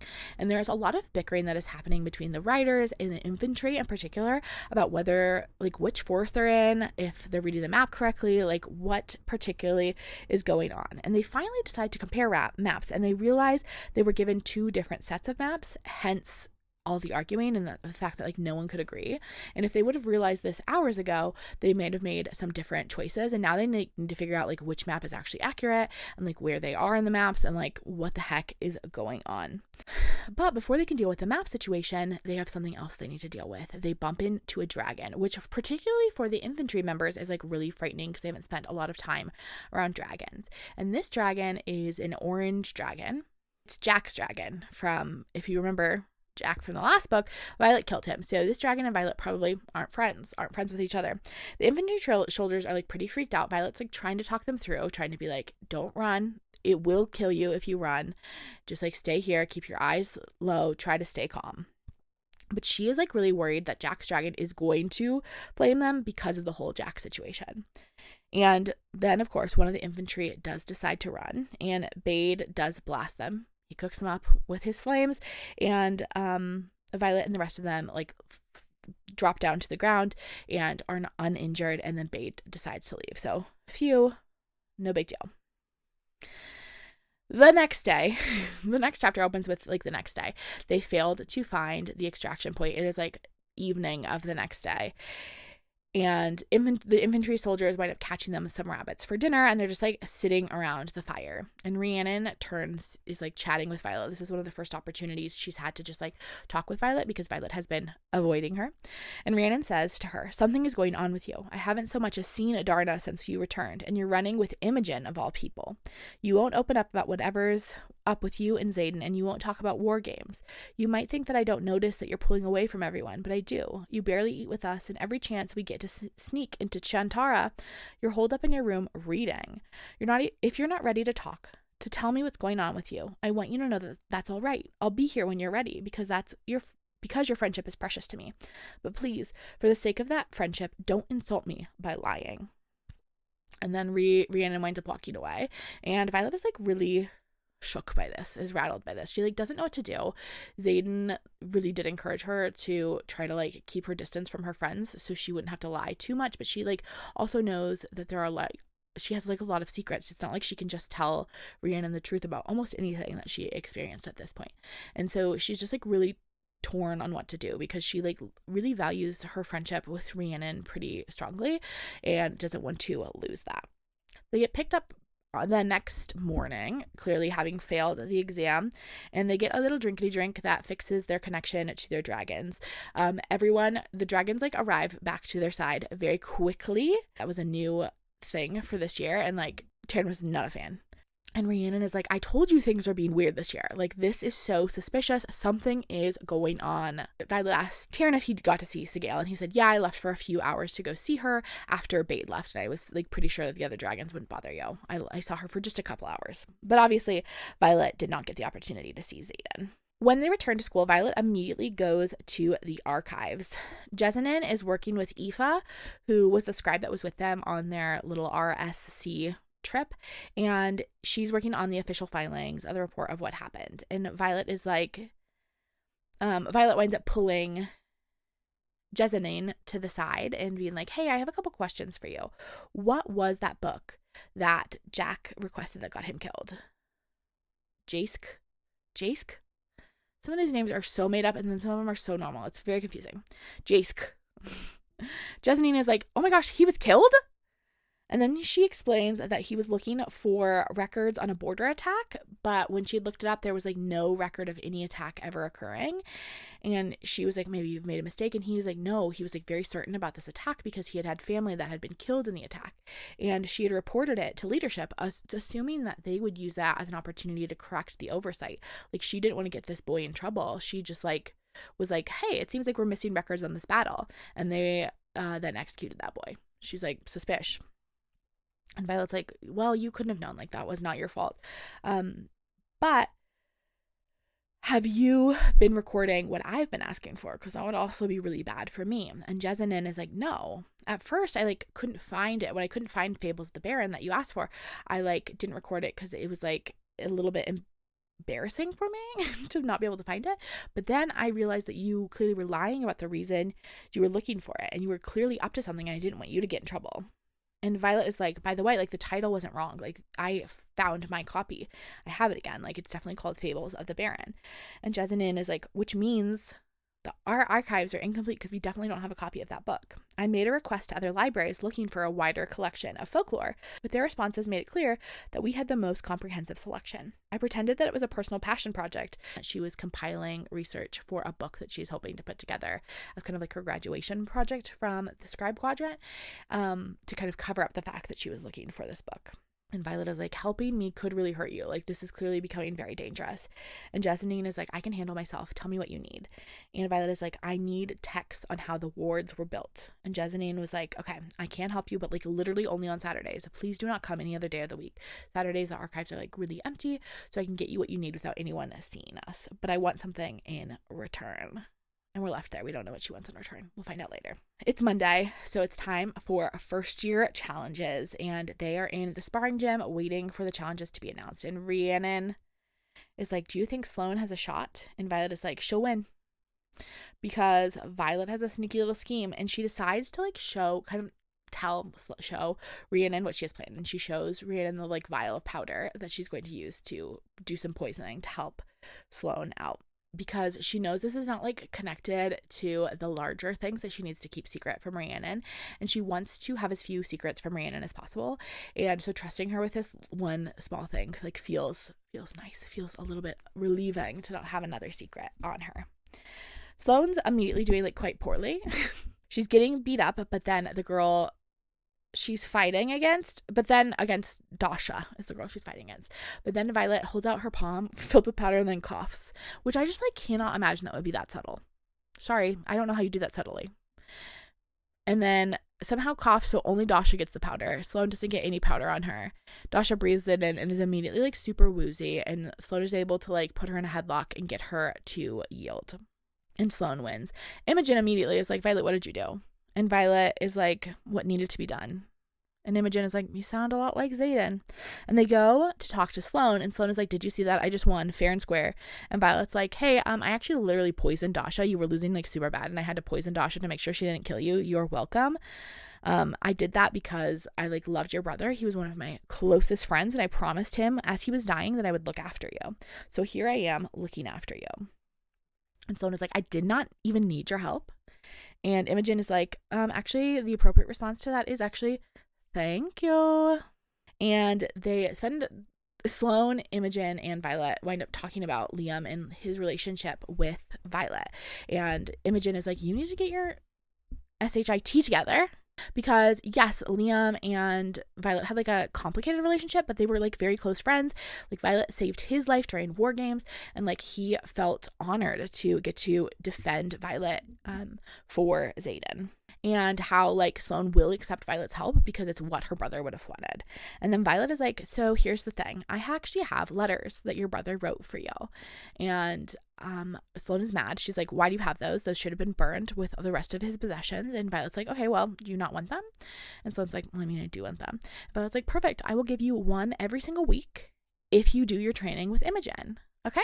Great. And Sloane is like, you can't do that. Like, those are my letters. And Violet is like, and I do kind of think this is a little scummy Like, her brother died. She hasn't seen him in 6 years. And Violet has these letters from him, and she is not giving them over. I mean, she is going to give them over slowly, but it's still a little mean. It's a little mean. You have to agree. Then she meets up with Jessanine, and Jessanine gives her 2 books, The Unabridged History of the First 6 being the first 6 Dragon Riders, and The Sacrifice of Dragon Kind, which is about the wards. And in exchange, Violet lets her borrow The Fable of the Baron. She starts reading them. She's not finding anything particularly helpful right off the bat about how the wards were established. She puts them away, and she's about to head out to go see Xaden. And obviously she can't bring them because she knows her items are going to be searched. But as soon as she opens the door, Varrish is waiting right on the other side. Jump scare. Scary. And she gets her checked right there, and Varrish then escorts her out to Tairn and is like, bring your little gold dragon to practice next week. And Tairn is like, Adarna is still safely sleeping. She's going to be doing so for a few more weeks as she is in dreamless sleep. Violet's like, that's what you said last week, as she like climbs up on Tairn's back. And then she says to Tairn, before last year, I would have never considered that the safest place in the world was on the back of a dragon. And Tairn says, before last year, I might have seen you as an appetizer. Tairn is the best character in this book. When Violet arrives at Samara, she does not get to see Xaden, unfortunately, because Xaden is on 24-hour duty at the operation centers, and Violet does not have the security clearance to go to the operation centers, so she just has to like hang out in his room until it's time for her and Tairn to go home. Back at Basgaeth, Imogen is talking with Violet about how Bodhi can't keep moving Dragon Rider practice because the other teachers are going to notice. Like, Varrish has already noticed that Violet seems to never have to go to the dragon fields, because obviously then she'd have to bring Adarna. She's going to have to figure it out. And Violet is like, the dragons still haven't decided what they're going to do about Adarna. Also, she's like still sleeping, so like nothing can be done until she wakes. Like, I understand that like eventually I'm going to have to go to Dragon Rider class, but like I cannot produce Adarna. One, because it's not safe for dragonkind, but also because she's literally asleep. I don't think they really have a solution to that. It's just like a problem with no solution at this moment. They also talk about the letters and how Violet is like completely loving the letters, and Imogen thinks it's very much out of character for him. She's like, that's so weird. That is like so not like him. And then Violet goes on to talk about her issues with Xaden and his secrets. And Imogen is like, there are always secrets, especially with someone in the position of Xaden, as it's like head of a rebellion, a revolution, and also someone who is like he's connected to it in terms of his family as well. And she's like, so if you're mad about the person you're dating having secrets, you're being mad at the wrong person. Like, I don't know how you thought going into dating Xaden you were going to get a person without secrets. Like, really, this is kind of on you. And that is a great point, Imogen. And then Imogen is also talking to her about kind of the friendship situation. And she's like, look, I know Xaden told you to like ice out all your friends and like essentially ignore them, but that's clearly not working for you. And so you can find another solution. Like, the main thing here is that we're not telling everyone the secrets of what is happening with the rebellion. But if you can do that in another method than just like ignoring your friends, like feel literally free. At that moment, Violet looks over and sees Rhiannon, and Rhiannon is looking really upset. She's sitting over with Tara, and Violet comes over and is like, hey, is everything all right? What's going on? And Rhiannon shows Violet this letter from her parents that includes a notice that has been circulating around her village. And that says, beware of strangers seeking shelter. In this time of unprecedented violations of our sovereign borders, we count on you, our border villages, to be our eyes and ears. Our safety depends on your vigilance. Do not take in strangers. Your kindness could kill. And I think this is before battle brief, and the girls are all kind of all looking at this notice, and Professor Markham like takes note of that and like takes the notice from them and like looks over it, and Violet's like, oh, sorry, Rhiannon, I didn't like mean to draw attention to it. And she's like, I was gonna show it to him anyway, like I have questions about this. Obviously this is like seems really intense. Professor Markham reads it aloud to the class, but instead of making it seem like a warning and like a threat a little bit, he makes it sound like a plea. Like they are like the government is like begging these people to like please be vigilant and safe because like we want to keep all of you safe, rather than like be careful. These people could be after you. And the tonal difference is something that like Violet really takes note of. And he talks about how there has been an increase in attempted border crossings in a lot of their mountain villages. And this is like a regional notice. This is not like a national notice, which is why it doesn't have a national notice number, but just like regional one. to just like serve as a reminder to those people. And they spend the class talking about why it's like really important to Navarre they have a closed border, particularly because they don't know the intentions of the people crossing. And this makes Violet like really upset, because Violet knows the reason these people are trying to cross the border is because they are really unsafe where they are because of these venom attacks. And she can feel her lightning starting to kind of like act up in response to her getting upset. And as like the professor brings up like the propaganda these people bring across the border, and she's like trying to like cool her lightning, because she's like really getting upset by this, because she knows it's a lie, and she knows Professor Markham also knows that it's a lie. Professor Markham goes on to say, "This notice does not mean we are without compassion. In fact, for the first time in hundreds of years, we authorized classified missions to reconnoiter those very cities, and the reports like came back and said that like everything is fine over there. Those people just want to like come hang out with us because we're so cool, but like they literally cannot."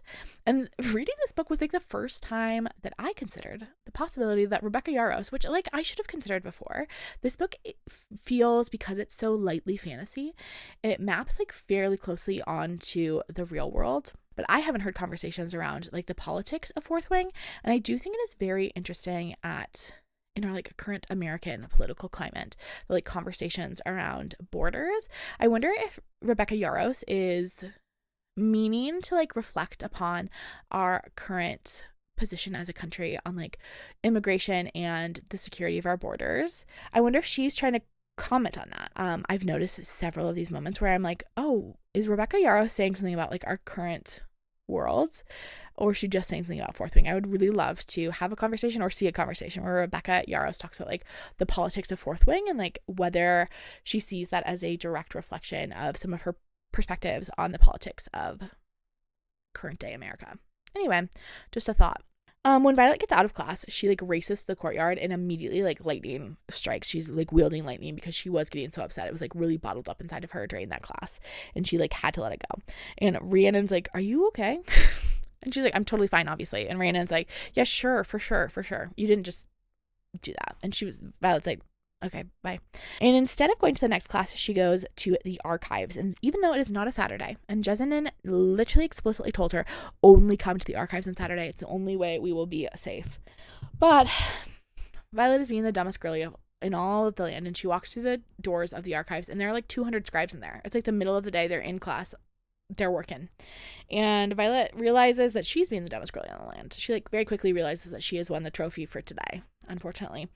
And Jessamine does come over and help her, and she like makes some excuse up about Violet. She's like, "Violet's just being like a really impatient writer. I guess I'll go help her."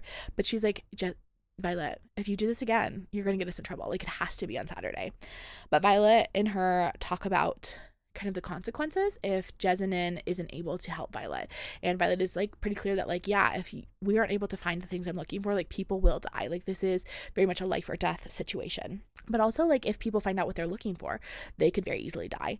And Violet is like, "I don't want to put you in a dangerous situation." And Jessamine is like, "I can make my own choices. Thank you very much." And she wants to help. On Saturday, Violet is in her room looking through her books. And Xaden walks through the door, and he's a little bit early, so she's still like spread out all over the place. She has all of her books spread out, as well as the books that she's borrowing from the archives and from Jessamine. They do some flirty bantering. Xaden, of course, is like 3 little words, 8 letters. He is pulling on his Blair Waldorf again. And this made me consider, I don't think Xaden has ever told Violet he loves her. We saw in his little head, in his nog, at the end of last book that he does indeed love Violet, but I don't think he has ever said it out loud. And I do think if he's requiring this of Violet, like maybe he should also require it of himself. You know? I feel like we could do that. And then Xaden starts asking about the books and like what Violet is up to, and Violet explains that she's looking up for information on the wards and attempts to understand how they could possibly put up wards in Aretia, because there is a ward stone in Aretia. And Xaden doesn't love that because he knows this research is like very dangerous. He's like, also, I don't think we actually have any information anywhere about how this was done. Like, I think there's information about how to maintain them, but I think they like very intentionally made sure that it was impossible to learn how to put up wards again. And then he gets even more upset when he finds out that she has been working with a scribe to obtain some of these books, that she's been in the archives. And he says, "The archives are the beating heart of the enemy. We don't have friends there." And Violet is like, I literally do have friends there. Like, I was in a Scribe training before I became a dragon rider. And so, like, I actually have, like, many friends there. Rhiannon then knocks on the door. And when Violet opens it, she's, like, kind of surprised to see Xaden. Again, Xaden's there early. And she's like, oh, sorry, I didn't mean to interrupt anything. We just wanted to see if you wanted to come with us to Chantara with, we're going to head down for the day. And Xaden is like, she's busy. She can't. And Violet's like, maybe next time. Next weekend, she's at Samara. So, like, she's never going to get to hang out with her friends ever. Xaden and Violet, like, fight in their heads. They use their mental telephones to fight in front of Rhiannon, and Radok is there with her, too. And they're, like, fighting mentally. That's kind of rude. If you're going to fight in front of people, do it out loud so we can eavesdrop. And eventually, like, Rhiannon and Radok leave, leaving Xaden and Violet. And Violet's like, hey, I have to go talk to Jessamine. I have to, like, return these books, get new stuff from her. And Xaden's like, I'm coming too. And Violet is like, okay. She doesn't want him to. Originally, she's like, no. But she relents. She's going to let him come. But he can't be mean and scary. He has to be, like, reasonable and nice, okay? And Xaden is like, I just want to meet her. And Violet's like, so you can see if she's trustworthy? By looking at her? Even you aren't that powerful. Let's go. And then Xaden says, I'll know I'm an incredible judge of character.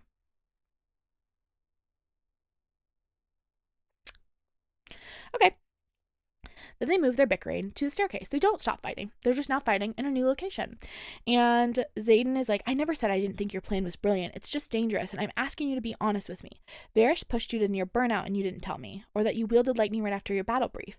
Violet's like, how do you know about both those things? And Xaden is like, literally, my BFF Bodhi told me. Obviously. You're, like, with my BFF. Obviously, he's going to tell me things. And Violet is like, what would you have done if I had told you? Would you have flown down here and killed Professor Varrish yourself? And Xaden's like, I thought about it. And then Nolan appears. And Nolan is that mender. And Nolan is looking, like, really rough. He's, like, looking exhausted. Like, he has just been through the ringer. And he, like, chats a little bit with Violet. And then Caroline shows up. And Caroline and him leave together. She's like, oh, sorry. Caroline is, like, apologizing for being late. And they leave together. And Violet's confused on why they're hanging out together. Because she doesn't look injured. So, like, why would Nolan be, like, going to help her? Like, what would they possibly be doing together? And, my thought is, like, maybe they're just, like, hanging out. At no point did Nolan say, like, we have very, very important work to do. Also, is Nolan still a student? I don't think he is. I think Nolan is, like, an adult, or, like, a full adult. But I'm actually not sure. But, like, maybe it's a Saturday. Maybe they're, like, hanging out. Maybe they're going to the mall. Maybe they're going to see a movie. We don't know. They meet Jessamine. Jessamine gives Violet 2 books and returns her copy of Fable of the Baron to her. And Xaden is mad about the fact that Violet lent out her copy of Fables of the Baron because that would have been evidence that Violet was up to something and whatever. And Violet's like, no, but I could have also read it on Jessamine. Like, we're both in too deep now. Xaden's cranky and he doesn't leave. He doesn't stay with Violet in her room anymore, and they don't have a sleepover. On Monday, it's dragon flying class time. They finally can't put it off any longer. Violet and the squad are going to have to go to dragon rider class. Varrish is there. He's obviously mad that Adarna's not there. Violet already did lightning wielding practice that morning. She had 27 strikes in the hour, and she's like, I'm going to have to go do it again. Their squad is kind of, like, chatting about how yucky Varrish's vibes are, and they're like, wait, where the heck is Andarna? They're like, yeah, Varrish is being so mean to you. Like, why is he so obsessed with Andarna? But also, we haven't seen Andarna in weeks and weeks and weeks. So that's actually is, like, kind of weird. And Violet's like, she can't do any of these tricky maneuvers that we're working on, so she's not here. She's resting. It seems silly to bring her if she can't do any of the stuff, you know? And they're like, okay, whatever. Varrish comes over to talk to Violet about Adarna being missing. And then thus begins my favorite scene in this entire book. Are you ready? Buckle up. It's so good. Tairn says, I will handle this. And Varrish says, no Feathertail with you today? How unfortunate. There will be no maneuvers for you today, Sorengale. Warnings have apparently not worked, and I am hereby charging you with dereliction of duty for your dragon's refusal to appear for maneuvers. You will mount and fly to your training location with Professor Carr to receive your punishment. And Tairn says, that will not be happening. And Rhiannon's like, what's going on? And Varrish says, obviously, her first punishment wasn't enough to teach your subordinate squad leader, Matthias, so she requires another. I don't owe you an explanation. And Tairn says, there will be no punishment. It is not within your power to summon a dragon. And he's saying this to Varrish's dragon, who's like then reeling it to Varrish. And Varrish says, your dragon may not fall under my command, Sorengale, but you do. So unless you'd like to further explore that delicate space between burnout and death, you will mount and present yourself. And Tairn says, even the smallest of dragons does not answer to the most powerful of humans, which you are not. And Darna does not answer to you. I do not answer to you. And Varrish points to Violet and says, but you answer to me. And Tairn goes, does she? And Tairn goes towards Solas's dragon to Varrish's dragon, Solas. And Solas like tries to get away. But Tairn is a little bit too fast and he grabs her around the neck. Is like literally around the neck, blood is oozing from his mouth. And Tairn says on his mental telly, he says, only a rider can be the vice commandant of Basgiath. Without a dragon, you are no rider. And Varrish is like, fine. She will not have to pay a price for her dragon's refusal to attend. And Tairn says, not good enough. This is about you. Apologize. And Varrish says, I'm sorry. Tairn says, apologize to the one that Adarna deemed worthy of her bond. Violet is like, actually, it's so cool. His apology is not necessary. I actually think this is perfect. Thank you so much. We are good to go. Thank you so much. Goodbye. She says, Tairn, I'm like really just happy not to die today. And Tairn is like, it is necessary to me, Silver One. And I just have to make a quick note that Silver One is like such a better nickname than Violence. Every time Tairn calls Violet Silver One, I go, aw. Every time Xaden calls Violet Violence, I go, ugh. Varrish says, I am so sorry. It is not my authority to summon any dragon. And Tairn says, on your knees. And Varrish drops to his knees in front of Violet and Tairn, and he says, you have my most sincere apology, you and your dragon, both of your dragons. And Violet is like, I accept. I say, thank you, stand up, let's go. Tairn releases Solas, and Solas flies away. Clearly Varrish is so angry. He's so mad. I really don't think Tairn made the situation better. I don't care. I appreciate it anyway. He's standing up for our girl in the best way possible. He made this man kneel before her. 10 out of 10, no notes. A couple notes, actually. A couple notes. He did make things worse. I do think he maybe should have just killed Solas. Let Varrish die. Would have probably been bad for him in the dragon government. Probably would have sent him to dragon jail. I don't know what the punishment is for dragon murdering over there, but I'm sure it would have been bad. I don't care. Ugh, it was a good scene though. Top 10. I love Tairn so much. Later, after practice, Violet and Rhiannon are walking. Oh no, I guess it's the next day or later that night. Violet and Rhiannon are walking to the flight field to send Violet off on her weekend trip to go see Xaden. And Rhiannon is like, hey, Varrish mentioned that you had been punished once before. And Violet is like, yeah, a few weeks ago. He used my signet training as punishment. And Rhiannon is like, why wouldn't you tell me that? And Violet's like, I didn't want to get you targeted by him as well. Like, there's a lot going on right now, and things are kind of dangerous for me. I actually don't think she explains that much, but like, she's like, I didn't want you targeted. They like start talking about like what this school is doing. Violet's like having a rough night. Okay. She starts to get kind of like ranty. I'm going to read you quite a few quotes from her at this point. Because Rhiannon is like, I just don't think it is worth the lives lost. Most of what here, they're like, okay, actually here's what's happening. They're walking up the stairs that run next to the gauntlet. And Rhiannon is like, I just like don't think the gauntlet is worth the amount of lives that it takes. Like, this seems silly to make students do this when it costs so many of their life. Most of what happens here isn't. And Violet is like, yes, it is. It's awful that Aretia fell, that she died, but I think I'm a better writer for having been there, having watched her fall to her death, knowing that if I didn't get my ass moving, I was going to be next. And Rhiannon is like, that's a pretty terrible way to look at it. And I agree. You actually shouldn't look at other people's deaths as opportunities for growth for you. Like, sometimes that happens. Absolutely. I think out of moments of loss, we can like, really grow. But I don't think we should be like, people dying is worth my personal development. But then Violet like freaks out when Rhiannon is like, I think that's kind of a yucky way to think about it.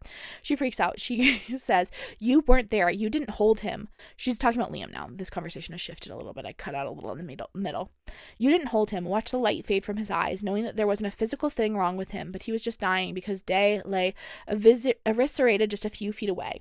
Nothing I did in those moments before mattered. Gods, I held on to him so tightly. My shoulders dislocated as he was so heavy, but I held on, and it didn't matter. You haven't seen what's out there. What makes me run every morning? There's a reason they want us to watch our friend's diary. We are the weapons, and this place is the stone they use to sharpen us. And then in this moment, I also had another moment where I was like, what is Rebecca Yarros trying to tell us? I went to college in the town where Rebecca Yarros, I think, currently lives and like grew up in, which is Colorado Springs. And this town has like a large military presence. There's a couple different branches of the military, but one of the biggest military situations there is the Air Force Academy is located in Colorado Springs. I didn't go to Air Force Academy. I went to a small liberal arts college that's also in Colorado Springs.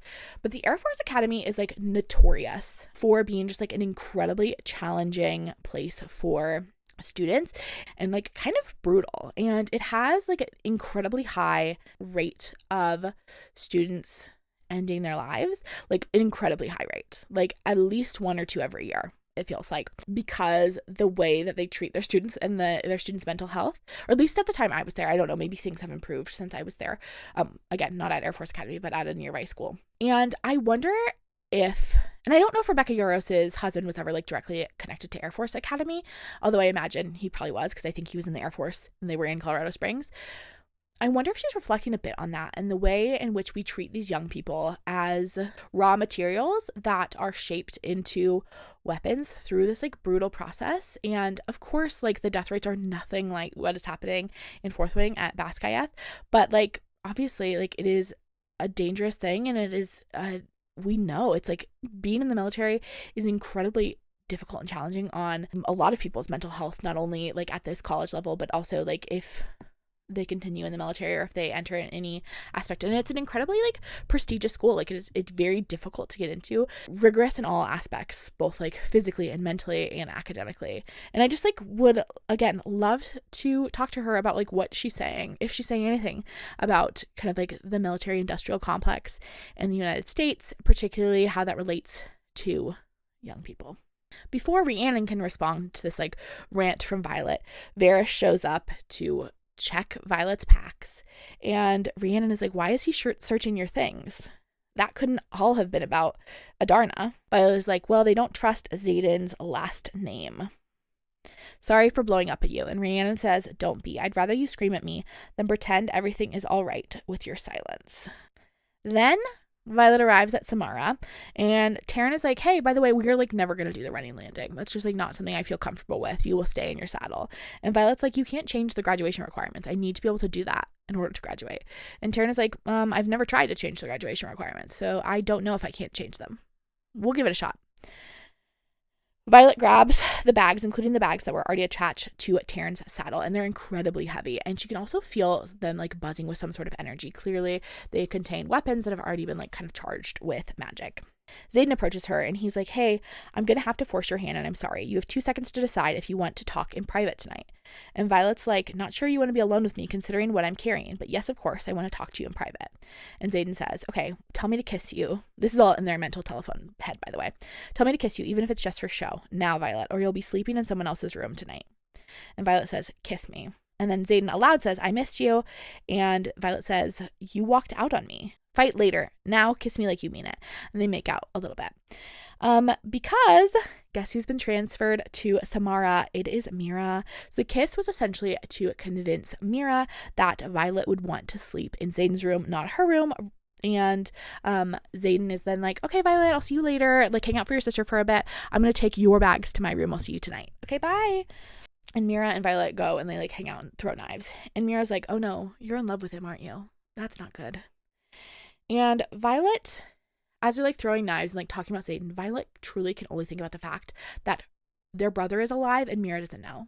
And she thinks about the fact that Mira and Brennan were actually like a lot closer than Brennan and Violet because they were like closer in age, and how insane it is that she knows their brother is alive and that Mira doesn't. And she's standing here and she's not telling him, and she's just like wants to confess it in every single moment. Meanwhile, Mira is like mostly worried about Violet and her romantic choices. And I'm going to always be team eldest sister.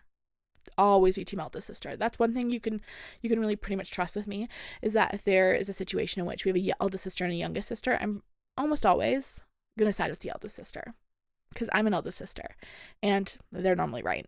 And like also Mira's baby sister is indeed dating the son of a man who at this point we think killed her brother. You know, that's not great.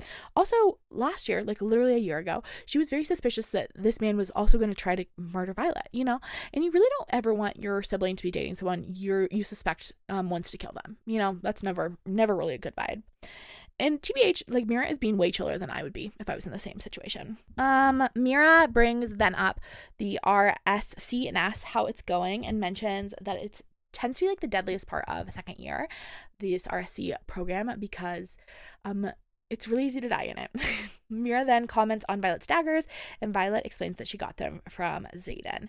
And then they have a conversation about Samara and why Mira would be stationed here, because Samara is under the wards. Like, it's in a distant corner, but it's still under the wards, and it seems to be a waste of Mira's signet, because Mira has a shield signet. So when she was in Athbine, which is not a warded outpost, she could like use her shields to like protect the outpost so much. And then Mira says, I think they're worried here about attacks here because this outpost has one of the biggest power supplies for the wards. If this place fails, a giant portion of the border is vulnerable because they are woven to the ground out here. Think of an umbrella. The wardstone is the stem, and the wards take the shape of a dome over Navarre.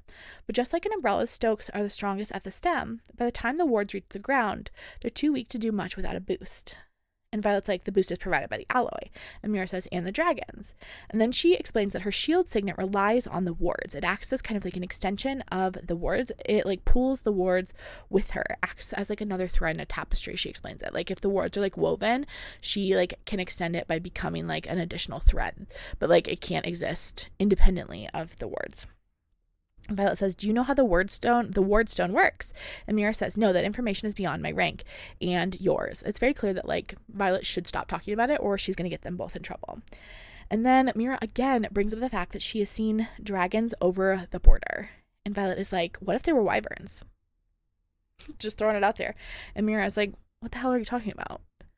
And Violet's like, what if there's an entire war out there that you know nothing about? And Mira's like, have you been sleeping enough? Like that isn't I mean, we know that Violet is correct, but like that's a crazy thing to say. What if there's a secret war out there that you know nothing about? She's throwing out conspiracy theories. And again, these are correct conspiracy theories, but like unless you have evidence to back them up, Miss Vi, you're going to sound like a crazy girly. And so Mira asks her, have you been sleeping enough? And Violet says, no, I'm not sleeping well, which is true. Later that night, she's in Xaden's bed, and he slips in sometime after midnight, which is later than he expected, but there was an incident in which some civilians were attempting to cross the border, and he explains that they were killed and that it happens like quite regularly. Her sister Mira is totally fine, which is what Violet was initially worried about. And Violet's like, I almost told her today. I just wanted her to know. I want her to see Brennan. And she's like, I'm sorry that I like didn't tell you about the research I was doing on the wards earlier. Honestly, like it was mostly she like knew it was because he would be mad that it was dangerous, but also, and maybe more so, because she wanted to have a secret of her own. She wanted to have something that like belonged to her in the same way that Xaden has so many secrets that are just his. And Xaden says, you're allowed to have secrets. That's the point. I just prefer if you didn't risk your life, but I need to know the important things. I won't withhold information that could change how you make decisions, and I ask the same of you. I just don't think that's true. I think he was withholding a lot of information that will change how she makes decisions. And I think he actually is still currently withholding information that would change how she made decisions. So I do indeed think he's lying in this one statement. Anyway, Xaden and then her chat about what's happening back at Basgayeth. Xaden is like, I'm really worried about Varrish. He seems not like a nice guy. Seems like he's up to something. Violet asks about why he gave her this weaving book. And Xaden is like, I thought you'd like to keep your hands busy and explore an aspect of Tyreshi culture. I can weave every knot in that book. It'll be fun to see if you can keep up with me. She's like, okay, weird. It's still weird that you sent me craft books, but okay.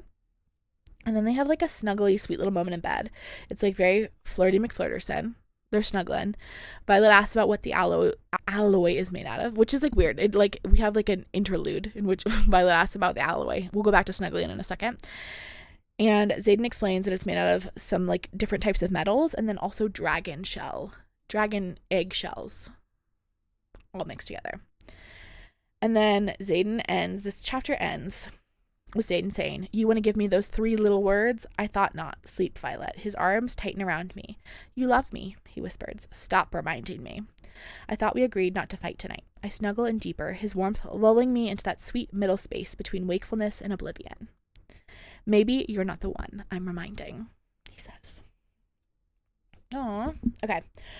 We jump back in. Violet is waking up from a nightmare that she has about like the venom and the day at Ressin when Liam died. And I guess this is like a nightmare she has pretty regularly. Xaden is visiting her right now. It is Saturday, obviously, so Xaden's here to visit, and he is going to take her to the forge at Basgiath. And the forge is a really important spot at Basgiath because the forge at Basgiath is the only place in the entire continent, I believe, at least in Navarre for sure, that they can like forge these weapons made with that like special alloy that you need to kill venom. And Violet is excited about this because it like she feels like, okay, he's like finally including me and all of the super secret stuff, which is important to her. And they mentally talk about Violet's research and what she's been up to and how she's like for sure established that like those first 6 dragon riders did like not only carve the first word stones, but like put the wards into place. Like they definitely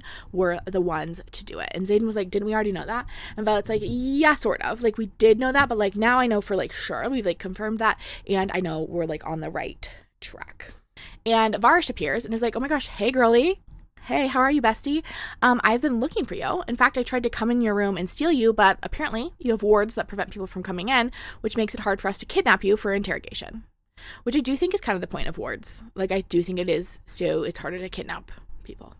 It is interrogation training day. So unfortunately, Violet is not going to get to go to the forge with Xaden because she has to go to interrogation training. Xaden is like pretty upset about this because Violet still has a dislocated shoulder from, I don't remember what the dislocated shoulder is from. She's a dislocated shoulder and she's not supposed to, also she's on leave. She's like supposed to be on leave for the weekend because so Tairn and Sigel have time with each other, but like Tairn is not needed for interrogation training. So like, honestly, this shouldn't affect him. Like, the leave is, like, kind of a bad excuse. No one else gets to be on leave because their boyfriend's in town, you know?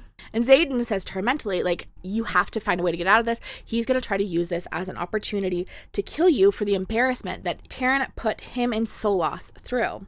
And Violet is like, you cannot possibly know that that's what's happening. And Xaden says, his intentions are pretty clear. Trust me. Which is a suspicious thing to say. I'm beginning to grow suspicious of Mr. Xaden. He seems to know people's intentions, like, quite well.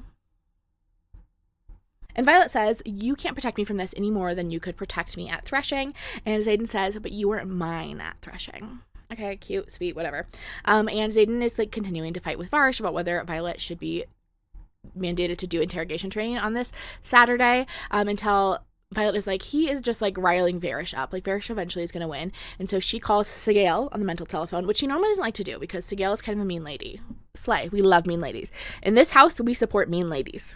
Violet says to Sigel, they're going to cancel next week's leave if he doesn't relent. And Sigel says, I chose him for his inability to relent. But she steps in anyway. She gets Xaden to stop. Xaden is upset, but he lets Violet go and he reminds her, he says to her, Violence, remember, it's only the body that is fragile. You are unbreakable. And then it's time for interrogation training. So essentially interrogation training looks like this. Each of them, the squad is like put together for interrogation training, and each of them get a different secret phrase. Violet's secret phrase is like, the key is in the desk drawer or something. And then they have to withstand interrogation so that the secret phrase they don't share the secret phrase. Okay. It's not a graded scenario this time.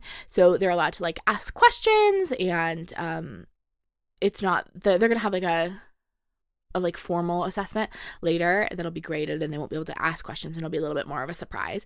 But this one is really for them to like learn what to anticipate and to kind of put some of those interrogation, not techniques because they're not the one interrogating, but like the withstanding interrogation techniques into practice. But also, like, they won't show mercy. Like, they will still be tortured, like, a little bit as a treat for them. And Professor Grady, who's the one running this, is like, there is a patch up for grabs, though, if you are able to escape. So that's pretty exciting. But no one has been able to escape from interrogation training in over a decade. So good luck to you guys. But Riddick is like, we're totally going to get that patch. That patch is as good as ours. In addition to the secret phrases, they each have to share a personal secret with the rest of the squad. And they go around, and Rhiannon is like, oh, my secret is that we snuck away to see my family when we were on that field trip last year. And I don't remember what the boys confess as their secret. But then it is Violet's turn, and they're like, okay, Violet, time for your secret. And Rhiannon's like, she's got a lot of secrets. And Violet is like, okay, what secret can I give them that will be important, but also not put people in danger? And so she says, our infantry is killing Pomorish citizens at the border. It happened while I was at Samara. Even though we're not hearing about it at Battle Brief, it is happening. And everyone's like, okay, that's wild. And then Professor Grady had left them with snacks. He was like, here's some snacks and some water and food. You won't be able to eat or drink until we're done with interrogation training, which is a 24-hour process. So you want to eat up then. And Violet goes to take a drink, and she realizes, she smells it, and she says, I know what this smells like. This smells like the thing that we drank during our RSC training. This is going to disconnect us from our dragons. So don't drink it, guys.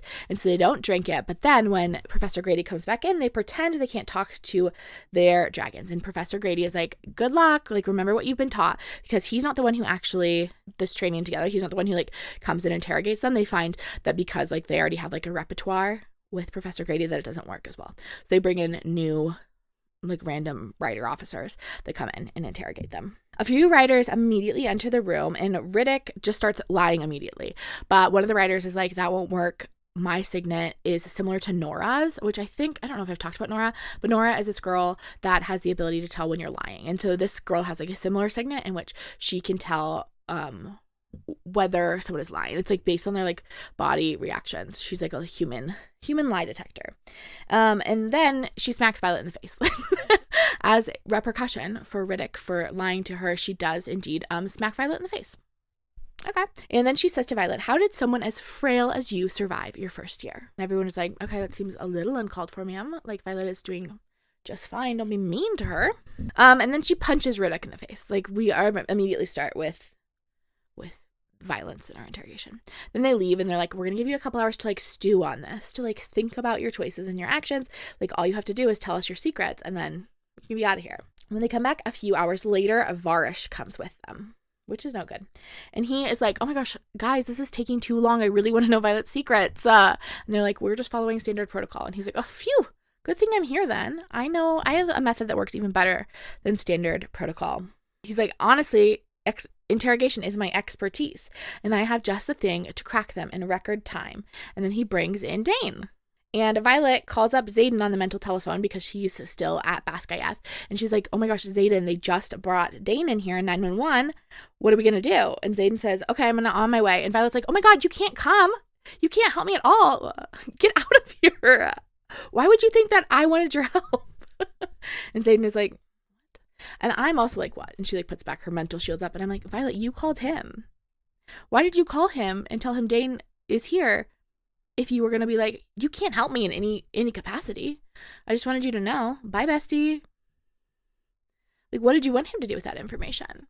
And I don't think Violet knows what she wanted him to do with that information. But Xaden can't come in and help her, because if Xaden comes in and helps her, one, they will know that Xaden and Violet have a mental connection, which I don't think they've ever confirmed to leadership, but also that they have access to their signets, and they didn't drink the signet blocking elixir. And so she's like, obviously you can't come. And Dane is like, hello, why am I here? Sir, I have class and stuff. And Varrish is like, I am testing a theory, but while we're waiting for our guests to arrive, you should practice on her. What a good idea. And Violet, again, on the mental telephone, is like, Xaden, you for sure can't come. Varrish wants you to come. That's part of his plot, part of his scheme. I think he's really testing the bond blocking mixture to see if it also disconnects us. If you show up, he'll know I have something really important, really secret, and he'll also know that the bond blocking elixir, we haven't taken it. Anyway, Varrish is talking to Dane still, and he's like, oh my gosh, working with Violet will be such great practice for you. This is gonna be so helpful. Thanks, Violet, for helping Dane practice.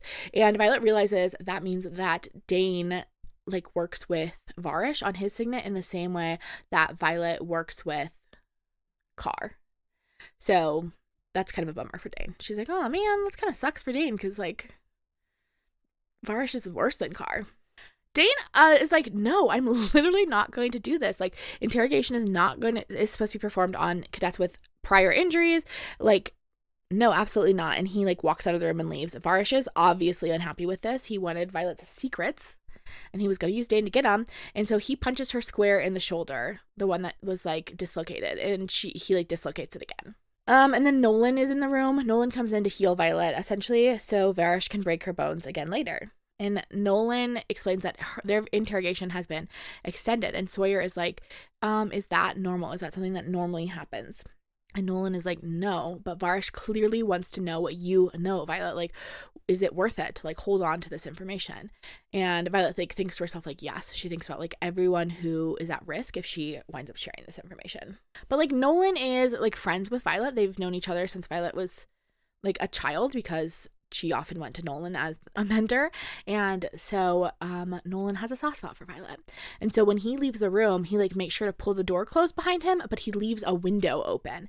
And so they can hear the conversation that is happening outside of their cell.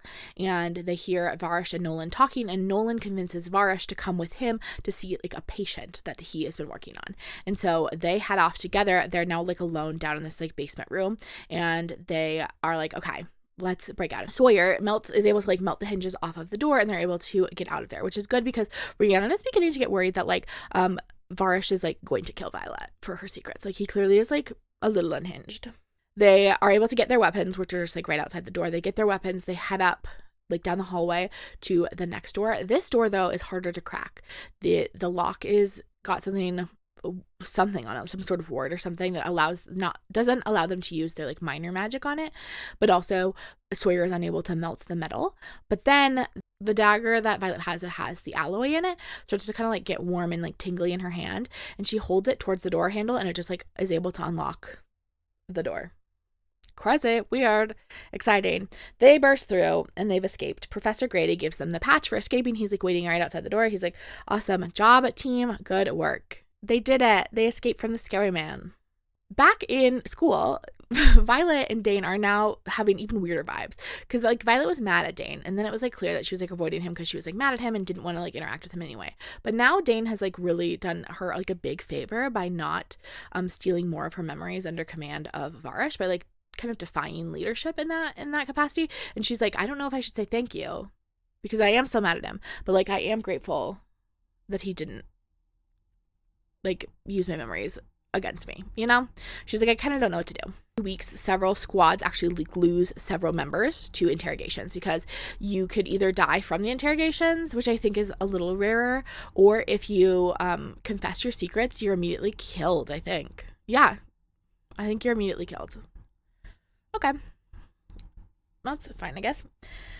They head to battle brief in one of the days, and sitting on every single spot in battle brief are these little flyers, and the flyers say this: Zolia falls to Dragonfire. The third largest city in Breivik province has fallen to blue fire dragons and their riders. Though the city and its drifts fought valiantly, the 2-day battle ended in a Pomorish defeat. All who did not evacuate have perished. An estimated 10,000 lives have been lost, including General Fenula, the commander of Breivik's Griffin fleet. All trade routes to the city have been barricaded to prevent further loss of life. And they see these like before the professor walks into the room, Professor Markham or Professor De Vera. And they're like looking at these flyers, and they're debating whether they think they're real or not, because they don't have like the official notice that all like flyers and documents do in Navarre, but like they look pretty real. And so they're like, okay, well, clearly this was either like made for this class. Like they're looking at like a piece of like artificial material that was like made so they could examine it in this class, or these were like illegally made, because Violet knows for sure that they were made inside of Navarre based on like the type of paper and like the typesetting that was used. Like they're clearly Navarran made. They are not Pomorishly made. And so she suspects that they are real, like they're real documentation of like a real event that happened. But she's also like curious on how that would have happened, because to make something like that without official permission would be like kind of difficult. And Violet's like, okay, I think what's going to happen is Professor Markham's going to come in, and here's what he's going to do. He's going to discredit, deflect, and then distract. And Violet also thinks to herself that, like, obviously it wasn't like Navarre dragons and dragon riders that came to the city, but the wyverns and the venin. Markham arrives in the room and he does exactly what Violet anticipated he would do. He's like, oh, these were pieces of propaganda. This was a test and you guys are like way freaked out. So we're just going to like get rid of them. Obviously, like, you guys are not prepared for this. We'll talk about it later. And he collects all of them. Violet kind of wants to keep hers, but she knows it's not like worth the attention that would draw, but she notes that Professor De Vera pockets his copy. He finds a copy, or she finds a copy. Professor De Vera is a girl. I think I depicted her as a boy initially. Apologies to Professor De Vera. She is a woman. And she pockets her copy of the little notice. Luckily for Professor Markham, he has a special guest today. So, like, he can get the class really refocused on something very quickly because he is a special guest. And you know who it is? It's Jack Barlow. That's right, Jack Barlow, the man who Violet brought an entire tower on top of using her lightning powers, who has been dead for months and months at this point. Oh, he's actually not dead. Nolan, that's what Nolan's been up to. Nolan, the mender, has been really busy because he's been busy mending Jack Barlow's entire body and bringing him back from the precipice of death, essentially. I'm sorry, why? I'm so confused by this. Why? What's so special about Jack Barlow that we needed to bring him back from the death? Also that we, like, I'm sure his names were on the death rolls. They burned all his items. They, like, I assume would have alerted his parents, and now he's back. And he has no stuff at all. All was burnt to Malik. And he walks in, and Rhiannon's like, oh, well, maybe he learned his lesson after, like, almost murdering you that one time. And Violet and the boys are like, no, I don't think so. Riddick is like, he's definitely going to try to kill you again. And Tairn is really mad because Jack's dragon has also been keeping the secret from everyone. And Tairn is like, keep an eye on him at all times. Like, be aware of him. Like, I do not trust him, and I don't think you should either. Anyway, the Professor Markham is like, anyway, let's talk about something actually happening. And he talks about this attack that happened at a southern outpost really recently, one of the border outposts last night. And he goes on to say that it was at Samara and that one rider was seriously hurt. And Violet immediately gets nervous because both her sister Mira and Xaden are stationed at Samara, of course. And she is like feeling anxious. And she notes that, like, Sigale, there was a night, or I guess last night, Sigale had this moment of, like, really big anxiety that she had, like, felt through the bond, and she had kind of thought it was weird, but, like, dismissed it. But now she's, like, really worried that it was because, like, Xaden had potentially gotten her, and so she's starting to get, like, a little bit anxious.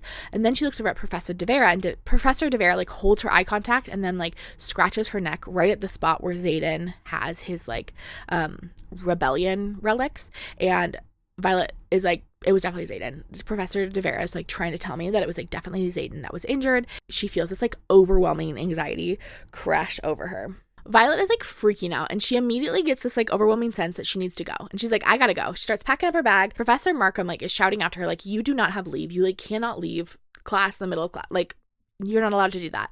And she doesn't care. Like, she has to go into the hallway. Tairn is like, we're leaving immediately. Like, meet me in the courtyard and we will get on our way to Samara. We've got to go check on my dragon wife. And as she's leaving, Bodhi, like, passes her his jacket. And so she's wearing, like, Bodhi's jacket because otherwise she would have frozen to death. It's like an 8-hour flight and it's really cold up there. And she hops on Tairn's back and they are out of there. The little quote at the beginning of the next chapter reads, by their third year, a rider must attain full and complete control over their shields. Otherwise, in moments of extreme stress, they are susceptible to being not only influenced by their dragon's emotions, but controlled by them. By the time they land in Samara, Violet is like a jittery mess because Tairn is feeling such strong emotions and kind of in such an unanticipated way, worried about Xaden as well. They are, like, kind of feeding into each other, and Tairn's emotions have, like, overwhelmed her to this point where she, like, cannot put her shield up to, like, block him out, and she's just feeling like she, like, desperately needs to see Xaden in the same way that Tairn desperately needs to see his dragon wife Sigale and make sure that his dragon wife Sigale is okay. And he doesn't care if he's breaking all the rules in order to do it because, like, who cares about humans at the end of the day? You know what I mean? Mira sees Violet first, as, like, soon as they land, Tairn, like, drops her off and is like, bye, gotta go see my dragon wife immediately. Mira sees her first and she's like, Violet, you're not, like, due here for a few more days. Like, why are you here? What's going on? Why are you here? And Violet is like, where is he? Like, are you okay? First of all, I heard about the attack, but, like, also, where is my boyfriend? And Mira is like, I wasn't here. Like, I was out on patrol when this happened. And Violet's like, okay, that's great. Where is he? where is Xaden? And Mira is like, you don't have leave, do you? You're going to be in so much trouble when you get back. But Mira does wind up telling her that Xaden is in the sparring gym, and Violet immediately heads there and she finds Xaden. Xaden is sparring with Garrick on the mat. He's like clearly not wounded. He's like fighting Garrick quite easily, and Violet feels like better for an instant, but almost immediately the relief is replaced with this like desperate need to like be touching him, to like physically like assess and see if he's okay. Xaden spots her and is like, why are you here? What are you doing here? And are you all right? Like, why are you here? Like, he can tell that she's like a little distressed. And Violet is like, I have no clue. As she like looks at him and realizes he's not wounded, she's like, logically, this doesn't make sense. Like, why did I fly all the way here? But also, I do need to be touching you immediately. And Xaden recognizes that she's overwhelmed with Tairn's emotions, and that Tairn's anxiety over his wife has really overwhelmed Violet to the point where she like can't turn it off, can't separate herself. And so he pulls her into a cold shower. So he comes over to her. She feels better the instant he's touching her. Like, that is enough. She's like hugging him. She's like rubbing her face on him. She's like, I'm acting like a Carissa person. Like, what the heck am I doing? But like, she cannot help herself. She like is rubbing her face on him. She's like smelling him. She just like wants to like crawl inside of his skin, you know, in a weird way. And Xaden is like, okay, we need to get you in a cold shower to like snap you out of this. Once they get in the shower, she's able to like put up her shield, because that like iciness of the water like turns off her anxiety enough for her to be able to like put that up. She's able to calm down, and they're able to talk a bit. She explains that she did not get leave to come see him, but that like she had to go. And Xaden gets a little upset over it, but he explains that like he would have honestly probably done the same thing if the situations were reversed. Like, he doesn't have any like control, any calm when it comes to Violet, in the same way that she doesn't really have any calm or ability to keep things cool when it comes to him. Then they like make out a little bit, and then they like hook up. They like fully hook up. And then afterwards, they like talk before they hook up, and they like decide that like, oh, these like, because remember, they weren't going to hook up until Violet said that she loved him. That was like the rule. That was the Blair Waldorf rule of Xaden. They changed their mind. Afterwards, Xaden's like, we have a couple choices. We could do that again here. We could go to my room and do it again, or we could do what I was going to do before, which is go to the rendezvous point, meet the group of griffins, and exchange weapons. And Violet, of course, picks the boring third option. Another quote I'm going to read you. Though Griffin riders are not capable of producing signets, they are not powerless. In fact, some would argue that they've honed lesser magic, especially mind work, into the deadliest weapon of all. Underestimating is an error. So Xaden and Violet head out to the rendezvous point. Tairn is not thrilled that they're going. He like tried to convince Violet to stay behind and not go with Sigale and Xaden to the rendezvous point, but she insisted. But this is like the conversation they're having as they fly. I'm going to read it to you because it's top tier. Tairn, what a gem. Violet says, it's a risk that Xaden and Sigale take all of the time. And Tairn says, the Shadow Wielder is not my concern. He's like, I literally don't care if Xaden lives or dies. And Violet is, well, Sigale is. Tairn, Sigale would never be taken down by anything as puny as a griffin. And as for losing the Shadow Wielder, she would be emotionally inconvenienced. That is true. Tairn's like, I think you're overestimating how much Sigale actually likes Xaden. That like the only reason that they're worried that Tairn would die if Violet died is because of how recently he lost his previous rider and like how many riders he's lost. Like, the older you get as a dragon, the more likely your rider's death is to cause you death. And I guess Sigale is like substantially younger. Okay, age gap romance. And then Violet says, an emotional inconvenience, is that all I am to you? And Tairn says, you're currently a prized annoyance. And then Tairn is like, hey, by the way, if you try to get off my back, they like land. And Tairn is like, hey, by the way, if you try to get off my back at all, I will immediately take flight. Okay, like, we are not playing around. I am willing to have you come here, but I'm not willing to have you like standing on the ground next to those griffins. Like, you will stay on my back. Stay safe and sound and cozy. And Violet says, you're being an overprotective ass. And then she thinks, not that he doesn't have a point. Maybe I'm not the only one with bad dreams. It does like hurt my feelings a little bit in like the best ways to think that Tairn maybe has nightmares about what they saw at Rasan in the same way that Violet does. 3 Griffin riders approach them, including the woman that saw them when they were about to go to Rasan. Like, she's one of the 3 Griffin riders. And we learn her name is Serena. And there's another girlie who's about Violet's age that is with them. And she like has some features that are pretty similar to Serena. And so Violet assumes that they must be like sisters or cousins in some capacity. And the younger one is like gazing at Xaden with something that looks to Violet like longing. And she doesn't love that vibe. That's her boyfriend. Please stop looking at him, you know? And Xaden is like, hey, how are you guys doing? Why the hecky did your griffins attack me the other night at Samara? I thought we were on the same side of this thing. Like, I won't hesitate if it happens again. And Serena says, I'm like not the boss of every griffin rider. Like, they're not under my jurisdiction. And Xaden is like, okay, I don't care. The attacks have to stop. In your chain of command or not, the second I hear of flyers actually stealing daggers from our outposts, I will cut off the shipments we are sending you. And Serena says, we need them. If we do not get them, you will condemn us all to death. And Xaden says, if you bring the wards down, you'll condemn us all to death. If the venom reach the hatching grounds at the forge at Baskayeth, the only place where they can currently forge the weapons that work against the venom, like the venom will win. Every living thing on this continent will die. And Serena says, you have a year until they're at your borders. And Xaden's like, yeah, we're trying to prepare.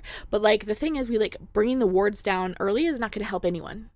So like, I need you to let me be the one distributing these weapons rather than you guys like stealing them, because you are weakening our wards in ways that we like cannot handle if we still want to keep the venom at bay. And then Serena turns to the younger girl and is like, Kat, you know better than to stare at a dragon. And Kat says, I'm not staring at a dragon. She's striking. I'll give you that. And Xaden is like, don't.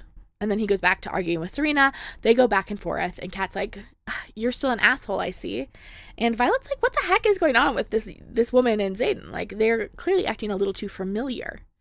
Like, they know each other. And Xaden in her mental telephone is like, we'll talk about it later. Serena and Xaden like bicker back and forth about whether like how many weapons the Griffin Riders are going to have access to, and like how many he is willing to lose and like Navarre is willing to lose. And then eventually Serena says, let's go, Catrona. And Violet's like, oh, that's his ex-girlfriend Bodhi accidentally told me about. Cadets who are found absent without leave will be subject to court-martial of their chain of command if they are not executed on sight, from the Code of Conduct. Violet and Xaden are headed back to Samara after the drop-off, and they like have a little chat mentally about how Catrona is his ex. He is a little confused on how she knows that, but doesn't ask follow-up questions. He does say to her, like, we were over long before I met you. Like, don't even worry about it. And Violet is just, like, feeling very irrational about it. She's, like, anxious and jealous. And Tairn is like, yeah, you're kind of being a mess right now. But he says to her, you ready for this? This is MVP behavior. Tairn says to Violet, I will remind you that not a single dragon chose her, and you were selected by 2. Pull yourself together. And Violet says, but at one point Xaden chose her. And Tairn says, and at one point you thought gruel was a satisfactory meal until you grew teeth and found the rest of the world's food waiting. Now cease this line of thinking. It does not make you any stronger. Tairn is truly the MVP of this whole series. If Rebecca Yarros, for some reason, decides to kill Tairn off, if she decides we don't need him anymore, I'll immediately stop. Like, I'm going to put down that book right there. The moment Tairn dies, I'm out. It's not for me. You know, like, he's the best part of this book. Rebecca. Watch yourself. And then Tairn is like, okay, we need to leave like first thing in the morning. We want to get back to school as quickly as possible. Like, hopefully that will make your punishment less if we don't spend forever here, because it's already like nighttime. When they land back at Samara, Xaden and Violet decide to like table their conversation about Catrona and just like all of their exes in general. But Violet does want to talk about Viscount Ticarius, which is a name that was like mentioned a few times in that conversation with the Griffins earlier. And Xaden explains that Ticarius which has a luminary, which is the piece that they're missing in Aretia in order to complete their forge, right? And so right now the only forge they have capable of making the weapons with the alloy is at Baskayeth, okay? And so they have to have this connection back to Baskayeth in order to make those weapons to distribute to people who need to murder some venom. But if they're able to get this luminary, they could complete the forge at Aretia, and they would no longer need that connection to Baskayeth, okay? But they need the luminary in order to complete it. Violet is like, okay, well, what does he want in exchange for the luminary? And Xaden says, beyond weapons and a private army, you're the first lightning wielder in over a century. He swears he'll let us take it to Aretia if he can see you wield.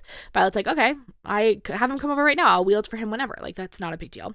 And Xaden is like, yeah, it seems easy, but I don't think it actually would be all that easy in reality. One, initially he said that we could have it, but he actually meant we could just use it. Like, we would have to fly to wherever he is in order to use the luminary, which really wouldn't work. Two, he's a collector of extraordinary things. I have a feeling that once he saw you, he wouldn't want to let you leave. Like, he would want to keep you, and I won't risk it. I'd rather lose this entire war than live without you. And then he's like, any updates for me? And Violet does have like a lot of updates. She has updates about like the whole Professor Markham flyer situation, and the fact that Jack Barlow is like back alive, and also that she was taken to interrogation, and Varrish like did punch her in the shoulder and dislocated again, and just like, in general, a bad time. The next afternoon, Violet and Tairn arrive back at Basquiat. The flight field is full of dragons and riders that are like going to class. Violet knows that Varrish would have been almost immediately alerted of their return because so many dragons have seen them. And she says to Tairn, like, okay, I'm ready to go face my punishment. Whatever Varrish has for me, like, I'm ready to face it.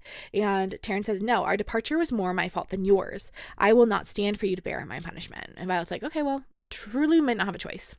And they talk about a little bit about Adarna and how Adarna is still sleeping. And Violet is getting worried, but Tairn is like, worrying changes nothing. Like, worrying is a waste of time. She's guarded by the elders, and right now she's like sleeping safely, even though she's like been sleeping for longer than we would normally anticipate. Like, she's not in any like immediate danger.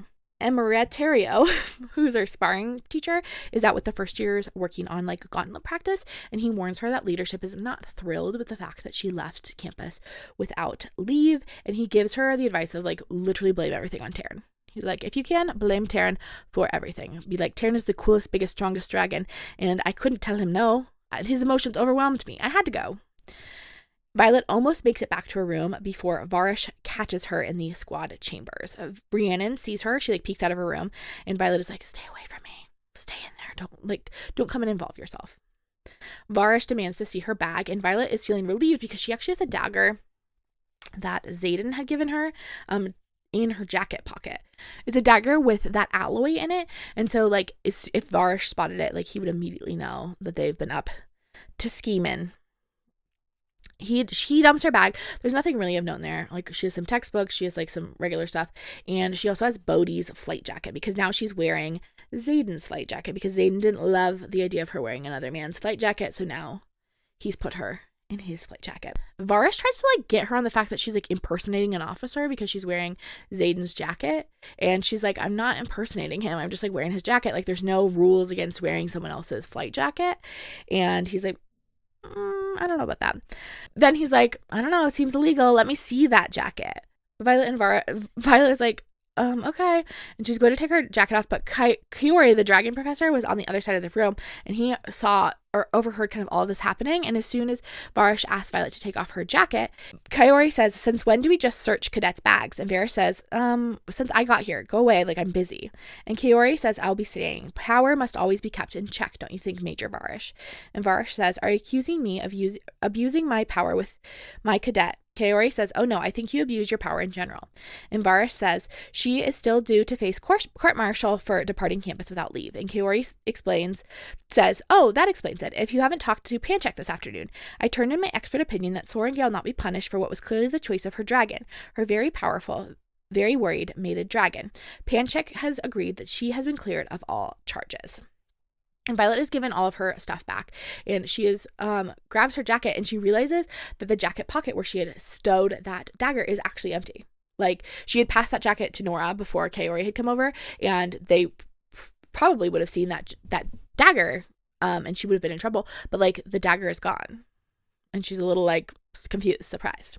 Rhiannon immediately calls her into her room as soon as Varrish leaves and pulls out the dagger. Rhiannon, remember, her power is like teleporting items, and she's able for the first time in that moment to teleport Violet's dagger through the wall. She like knew that it was something that was making Violet nervous, and she like could sense it in her jacket, and so she knew that in order to keep Violet safe, she was going to have to. And so that like need was enough to push her over the edge and to be able to transport it through the wall.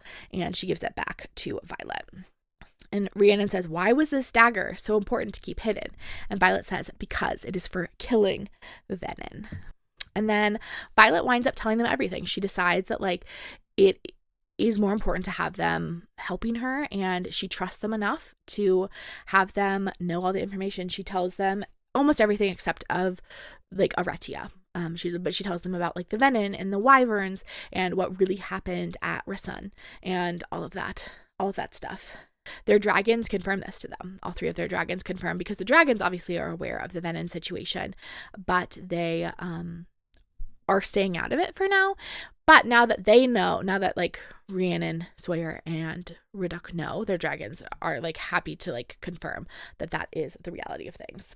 And they start to like talk about how this is like possible, and how because of how tightly controlled information is like through the scribes in Navarre, it would be so easy for them to control the information that regular civilians are receiving about like what is happening on the borders. And then Violet says to Rhiannon, like, if possible, you need to get your family away from the borders. It is like very dangerous. You can't tell them specifics. You can't tell them why, but they need to leave. And Rhiannon is like, how am I going to do that? Like, their whole lives have been built around this border. Like, they have homes and businesses there. And you want me to get them to leave without telling them why? I don't foresee that happening. And Violet is like, you have to try, like, as far as possible.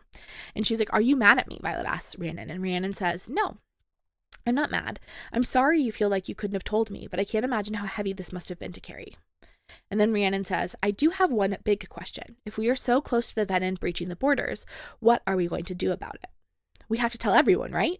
We can't just let them show up at the borders and start sucking the life out of people. And Violet is like, we can't start telling people until we have everything in place to fight. They'll kill us before we even get the chance to spread the truth, just like they did during the Tereshi rebellion. The current plan is to find a way to set up a second set of wards over Aretia using that word stone. The squad kind of like kicks it into gear, and they help Violet with that research. And she spends the next like few weeks working with them on this research. They talk a little bit about kind of what they're looking for. They need a very old book. I think her name is actually Jasenia. I've been calling her Jessamine. Sorry, everyone. Jasenia has already given them the oldest book in the archives, which wasn't old enough. What they really need is like a primary source from one of the first 6 writers. And Riddick is like, well, they kept journals. At least 2 of them did. Wait, do I actually know something about the archives that you don't? I do, don't I? Lyra and Wickham's journals are here, at least according to the classified ledger in your mom's office they are. And then Riddick explains that when they were in Violet's mom's office during squad battles, where they like stole that map, he was looking through her ledgers and he found notes about these 2 journals and how they're in a sub-level vault in the archives. And Violet's like, I don't know anything about these vaults, and neither Jessamine hasn't mentioned anything about the vaults either. The boys are like, yeah, well, they like don't keep everything in the archives like top secret by telling like every second year about it. So like, let's see if Jasenia can dig in and like find out some more information. The next Saturday, when Violet goes to Samara, both Xaden and Mira are busy. They're both on like duties where they're not allowed to see her, and it's very clearly the punishment for Violet's illicit visit. And the like message is like pretty clear, although Varrish can't prevent Tairn and Sigale from seeing each other because they're like mated dragons. He can prevent Violet and Xaden from seeing each other. And it's several weeks of Saturdays where something comes up and they are unable to see each other, Xaden and Violet. Still, Adarna is sleeping. We get a little update on that. Violet is getting worried, and Tairn does admit that like it is longer than anticipated. This is longer than is typical in any capacity for a dragon to be sleeping in a dreamless sleep. Then it's Threshing Day. Threshing Day is like much less of a big deal when you are not a first year, but we do get kind of an update on Threshing Day. Sloane does bond with a dragon. She bonds with a red dagger tail, just like her brother. During kind of like the Threshing Day proceedings, Jasenia sends a message. She sends a message to the squad being like, hey guys, I found something. I need to talk to you. It's very clear, kind of like based on the vibes of the message, that she has found this sub-level vault, and they are like ready to go talk to her. But unfortunately, Violet has like watch duty that she has to do, and Rhiannon has to go do like leadership duty because it's Threshing Day.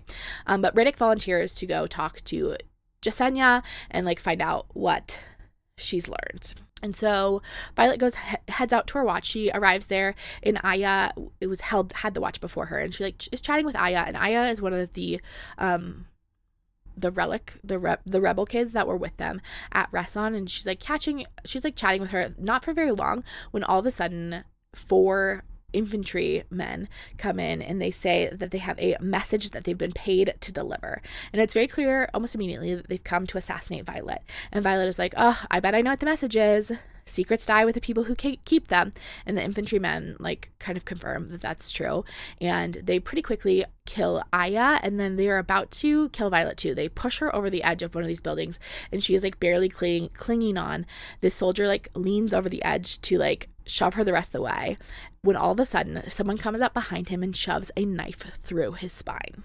And Violet gets pulled up on top of the tower by Jack Barlow. And she's shocked. She's been talking through with Tairn the whole time. He was not going to be able to fly to her fast enough. And she was like, I'm sorry. Like, she was like saying her last words to Tairn. And then Jack Barlow like pulls her up. Because when she sees that it's Jack, she's like, oh, Jack's going to kill me. Jack hates me. I literally murdered him. Honestly, even if we didn't hate each other, the fact I murdered him might be enough reason to kill me. But Jack like pulls her up and she's like, you saved me? And Jack is like, yeah, I didn't know it was you, but yeah, I saved you.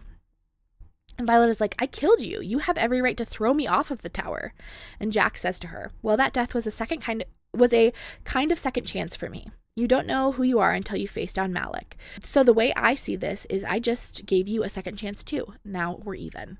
And Violet is so confused because although Jack has like been substantially nicer, like everyone in the quadrant has like noted that Jack has been like a significantly nicer guy post-resurrection, she like still thought that he was going to try to murder her. Like, it is weird that he's being so nice to her. She still doesn't like trust it, even though he did just save her life. Then he leaves, and after he leaves, almost immediately Riddick shows up and is like, hey, how are you? And Violet's like, so I actually almost died. Colonel Atos just sent a bunch more men to try to assassinate me. They were unsuccessful because I was saved by Jack Barlow. And Riddick is like, weird. And then he tells Violet what Jasenia had told him. So they know where the sub-level vault is. There are wards, but she knows how to get through them. But the bad news is that the journals are in the royal vaults, which means they need someone from King Towery's bloodline to open them. And then Violet says, okay, good thing we have access to a prince who happens to hate his father. Xaden arrives on Saturday, and it is time for the vault plan to go into effect. He's not loving the plan to break into the vaults because it feels like very dangerous, and he's also not thrilled with the fact that Violet has told all of her friends about the rebellion. Like, in general, over the past week, Violet has made some choices. And Xaden says, how certain are you that the answers to the word stones are in those books? And Violet says, we've read through half of the classified tomes on ward weaving and repair in this last month. And whatever we haven't, Jessamine has. They only cover weaving into existing wards or repairing them. Those journals are our best shot at learning how the first 6 built the wards. Our only shot. Xaden says, you know that they will kill us if we are caught, right? And Violet says, we're dead anyway if we don't get Aretia's wards up. We have months if Brennan is right, and he usually is. The truth is coming out. It is just a matter of time. And then they make out for a little bit. Plan time, Violet brings everyone into her room, including Prince Eric. Including Prince Eric. And Violet's like, hey, here's the deal. I need your help. You can say no and walk away right now, but if we explain to you why we need you and you say no, and Xaden cuts in, if we tell you why and you decline, you will not be walking away. Unfortunately, it does turn out that Eric and Xaden, particularly Eric hates Xaden because Xaden did murder Eric's brother. And Xaden says, and I would do it again, because apparently Eric went after Garrett during the threshing, and that wasn't cool with him. And so Xaden did kill Eric's brother. And Eric is not happy that Xaden killed his brother, which, again, fair. But eventually, Eric agrees to help them because he does hate his dad. He hates his dad more than he hates Xaden. Love that for him. It's time to head to the archives. They get there, they meet Jessena, and she says only 4 of you can go down there. Like, any more than that, it'll be suspicious, because now they have a bunch of them. And Rhiannon is like, I clearly should go because I can move items like through walls and things. And Imogen is like, hey, so my signet is actually I can erase the short-term memory of someone, like those little pens in Men in Black. And so I'm actually going to be a better resource in case things go terribly wrong, because if like people see us, I can wipe their memories, They have exactly 1 hour to get down to the sub-level vaults and get the journals out, because after that, the archives close. And once the archives close, the doors do not open overnight. They are like closed for 12 hours or however long they're closed for. And anything inside the archives is killed. It is like a vermin protection system, but also like a thief protection. They bump into a first year on their way down, but they're able to talk their way out of it, which is good because Xaden was ready to snap his neck. And then Jessamine drops them off at the secret entrance to the sub-level vaults. And now at this point, they only have 45 minutes until the archives close. They go through the secret entrance. There are some guards down there. But Xaden is able to get rid of them pretty quickly with his shadows, and then they get to the awarded portion, the royal vaults. It reminds Arecia what they're looking for, but because she assumes that like he's the only one that's going to go through the wards, but at the last second he grabs Violet's hand and he pulls her through as well, because the royal vaults are like pretty large and he knows he's not going to be able to have enough time to search through them all by himself. But Xaden doesn't love this move, because one, they didn't know what the wards would have done to someone who was not of royal bloodline. Like it could have very easily like chopped Violet into little pieces. But Arecia was like pretty sure that it would let her through because his father is like a show off. So the only way he would allow these wards to exist would be if he could bring people in and like show him all of his cool stuff, you know? Xaden insists that he come through as well, but Arecia is like, no, you can't come in here because I don't like you. Anyway, they have like I said, like 40 minutes at this point to like search through everything. So they start looking, they can't find anything. They're like chatting as they look, and they talk about how Arecia is not like really in line to hold the throne. He's like the third son, I believe, and so maybe even the fourth. But his older brother Halden is going to be king, and they talk a little bit about how Halden clearly has no interest in changing their strategy around like the borders and Venin and like the way that they're lying to civilians, and which is one of the reasons that Arecia decided to come to the school.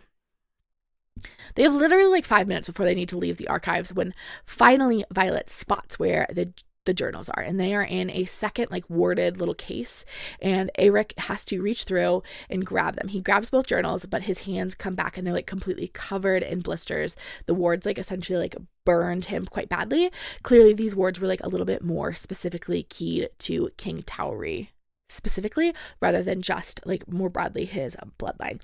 But they like don't have time to dwell on that because they have like literal minutes before those big doors close, and so they start sprinting through the archives to get out of there before the doors close. They almost don't make it, but everyone is able to be pulled through the big doors seconds before they slam shut.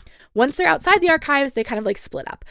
Bodhi recognizes Arecia's injury as a rebound burn and like lets him know that it should clear up entirely on its own.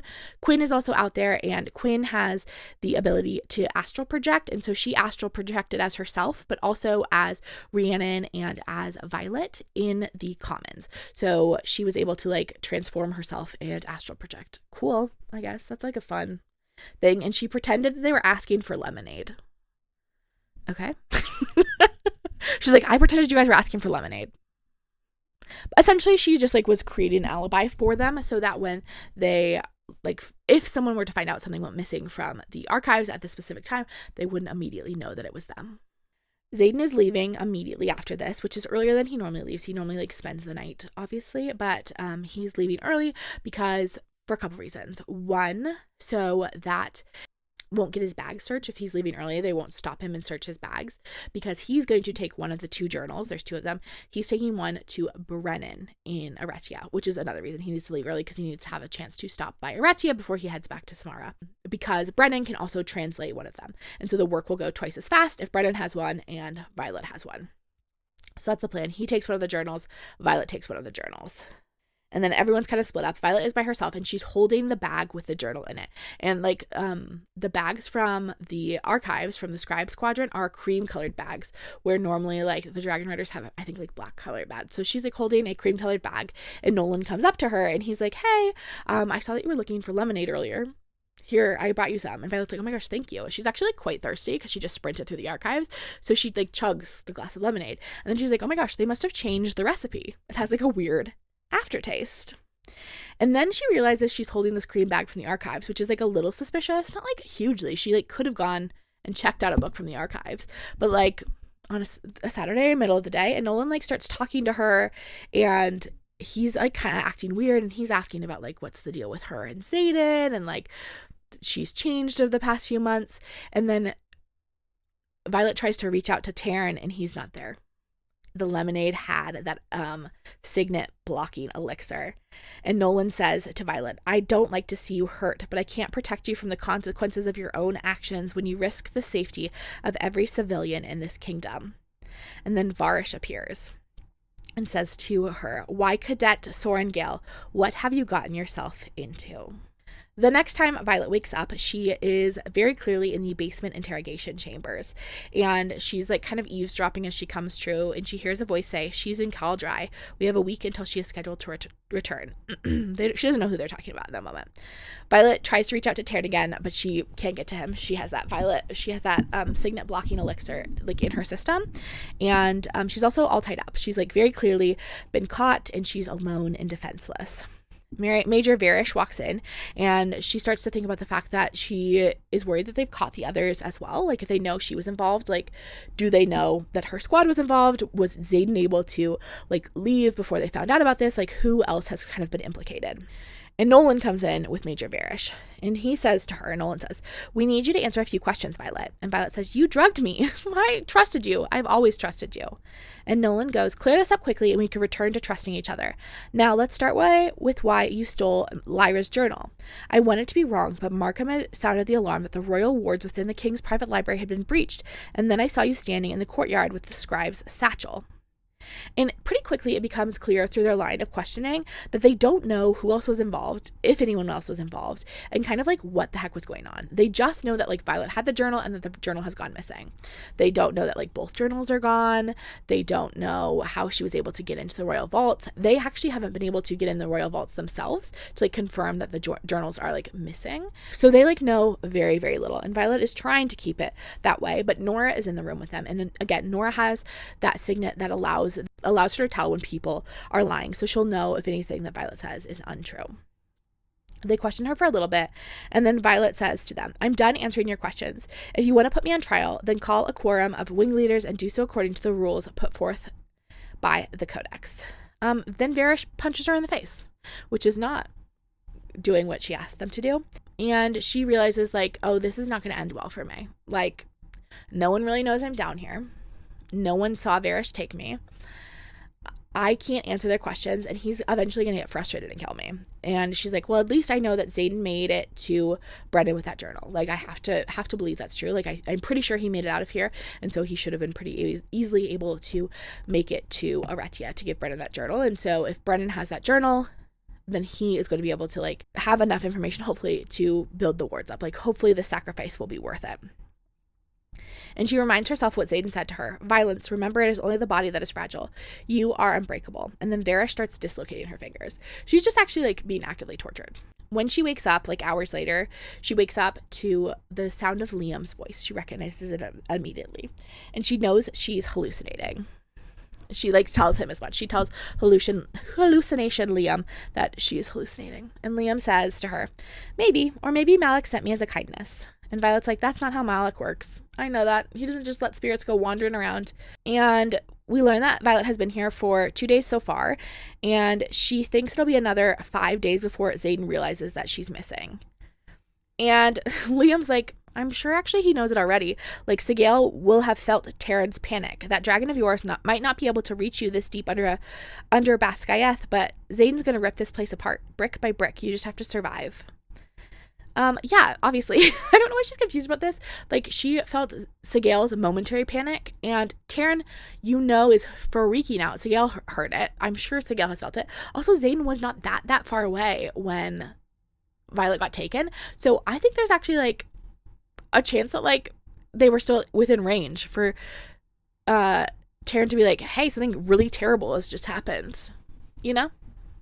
I just feel like this assumption doesn't totally make sense. But you know what? She is being brutally tortured, so we'll allow it.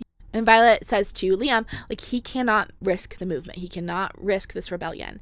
He won't. And Liam says he will. Varrish comes back in for more interrogation time pretty shortly. And Varrish is like, hey, what are you trying to ward? And Varrish explains that his signet is that he can see people's weaknesses.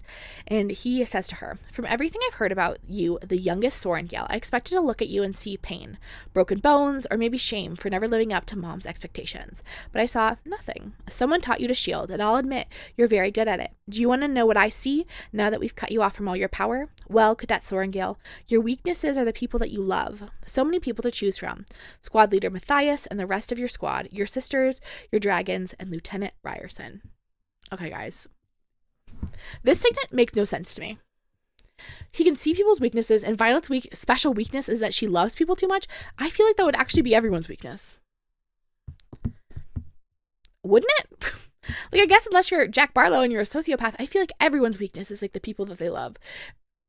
Is he trying to propose that like her weakness is especially that she's so compassionate to the people she loves? Because that seems a little silly. Like, I don't think like Violet is a bad person, but I'm not like, oh my gosh, this girl loves the people she's surrounded by so much more than anyone I've ever encountered.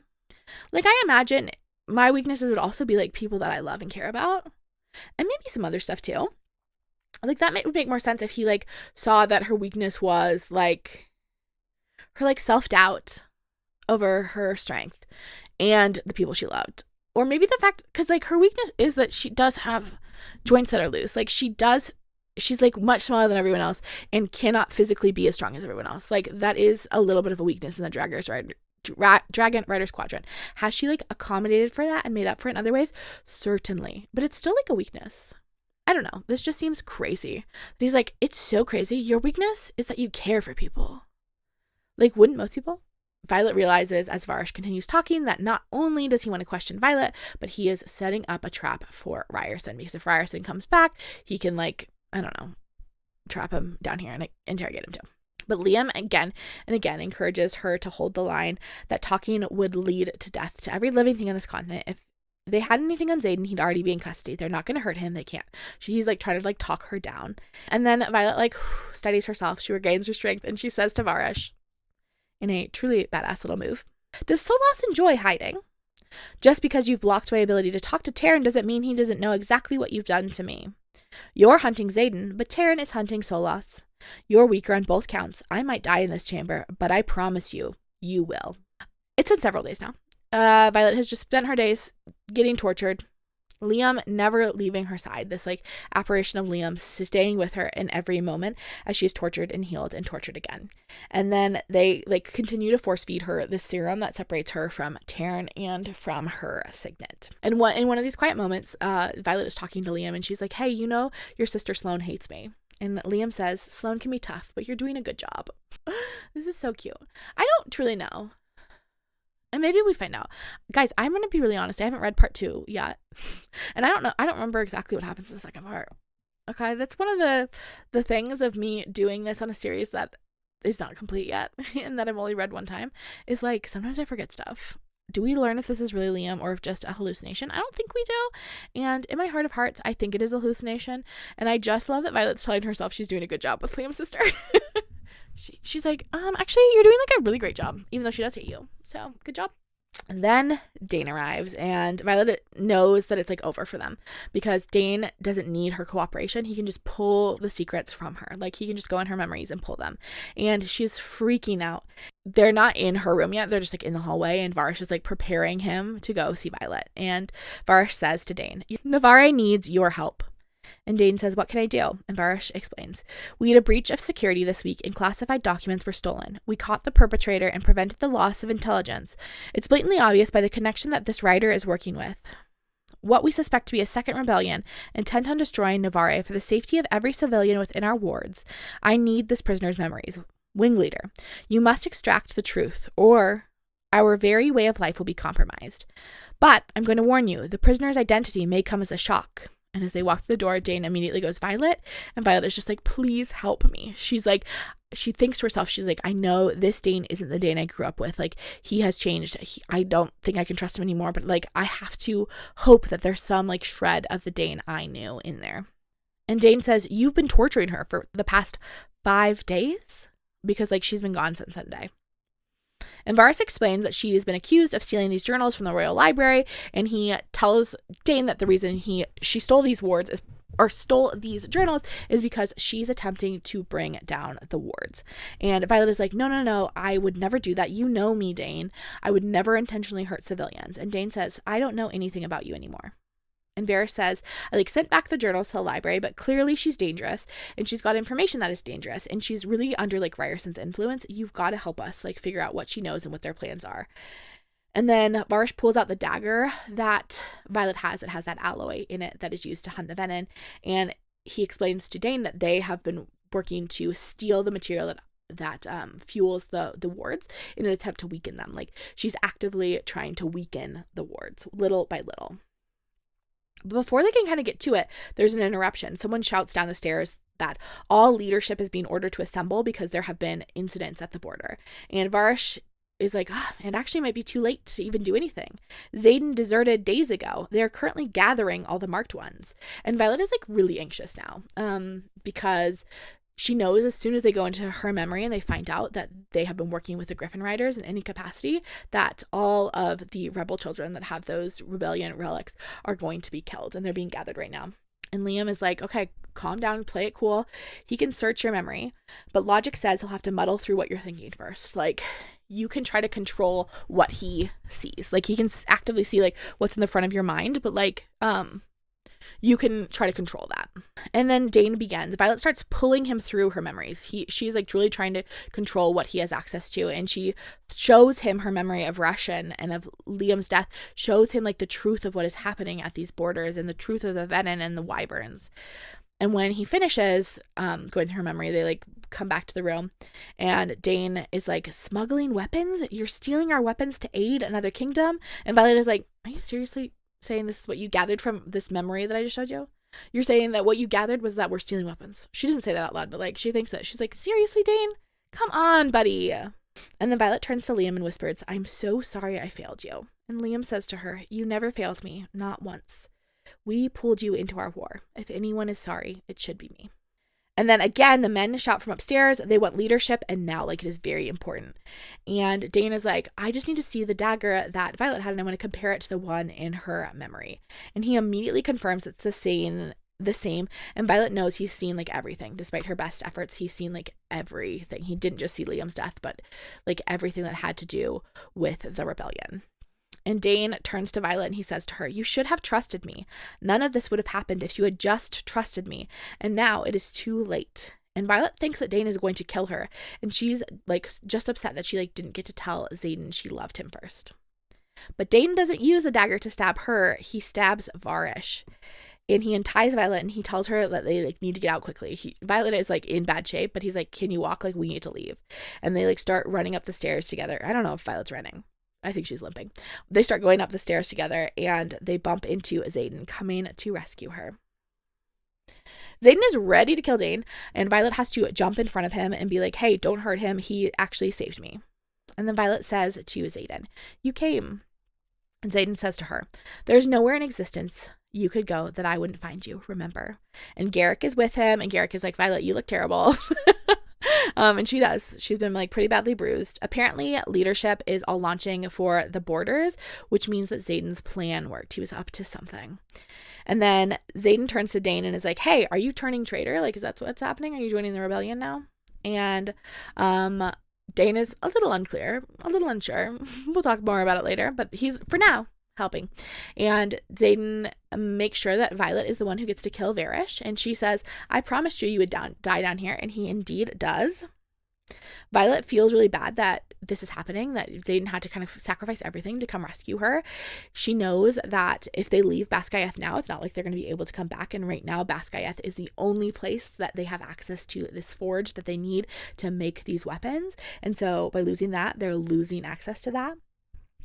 And Xaden says to her, I don't care. We'll figure it out once we're there. And Violet says, you'll lose everything you've worked for because of me. And Xaden says, then I'll have everything I need. I will happily watch Aretia burn to the ground if it means you live. If you expected me to do the noble thing, I warned you. I'm not sweet or soft or kind, and you fell anyway.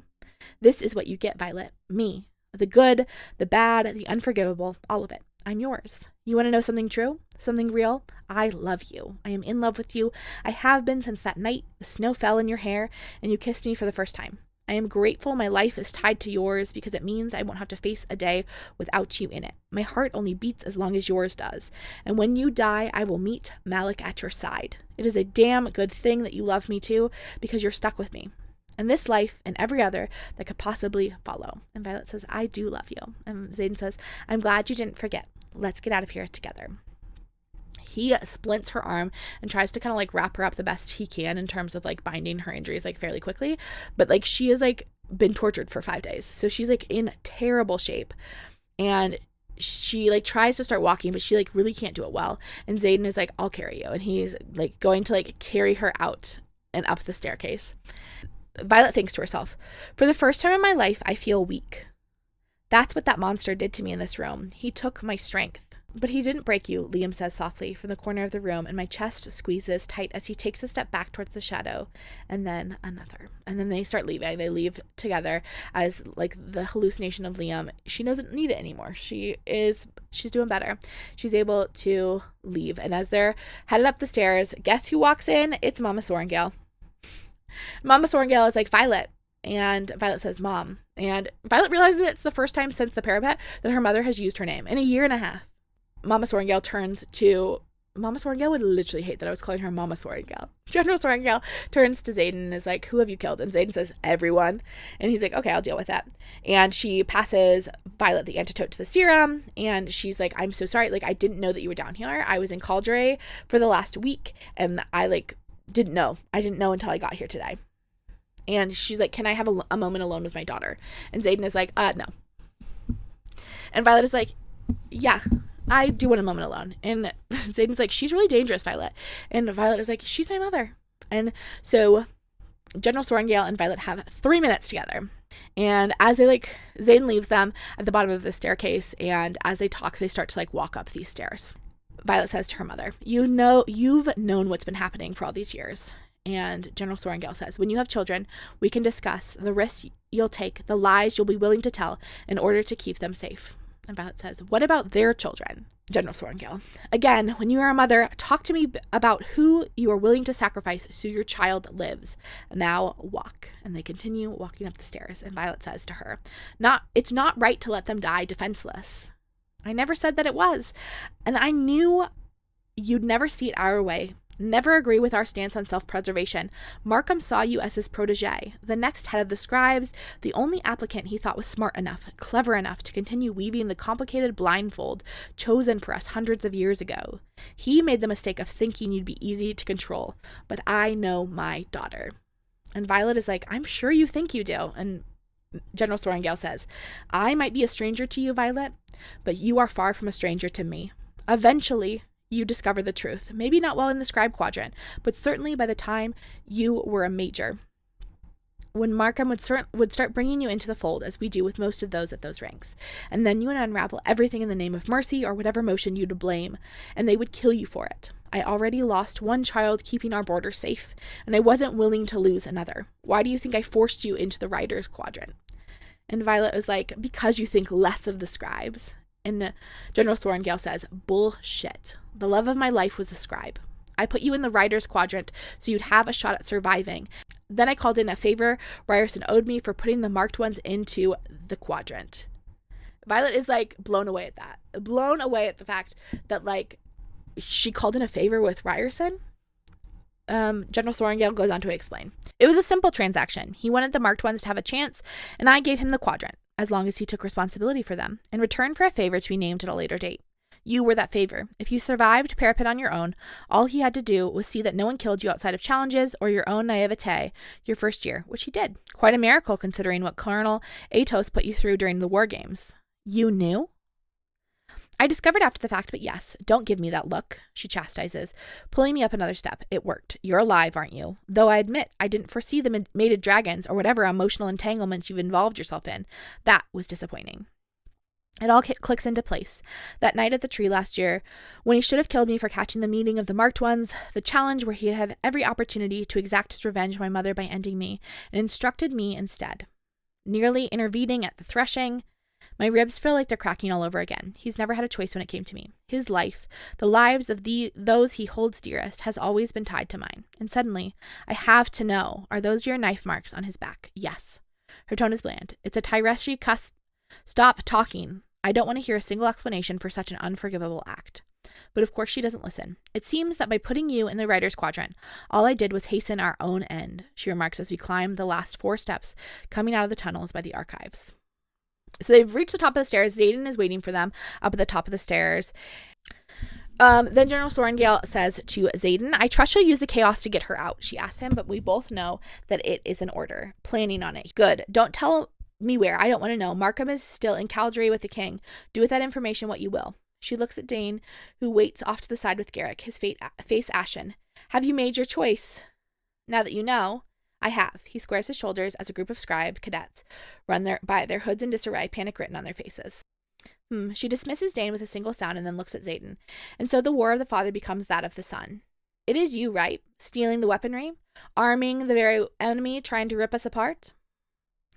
Xaden says, regret letting me into the quadrant yet? He keeps his voice deceptively calm, but there are shadows rising along the tunnel walls. No. Her gaze drops to me. Stay alive, or this will have all been for nothing. She skims the back of her fingers along my swollen face. I tell you to take Arnica and to see a healer, but you already know that. Your father made sure you'd know everything you needed or where to find it. You're all that's left of him, you know. Oh, leave me alone. I love General Sorengale. Okay, sue me.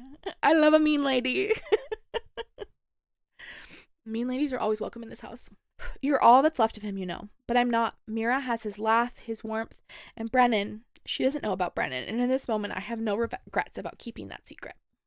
And then she turns to leave, and she's walking off. But before she leaves, she looks over her shoulder, and she says, oh, and Violet? She calls back over her shoulder. Sorengales walk or fly off the battlefield. They are never carried.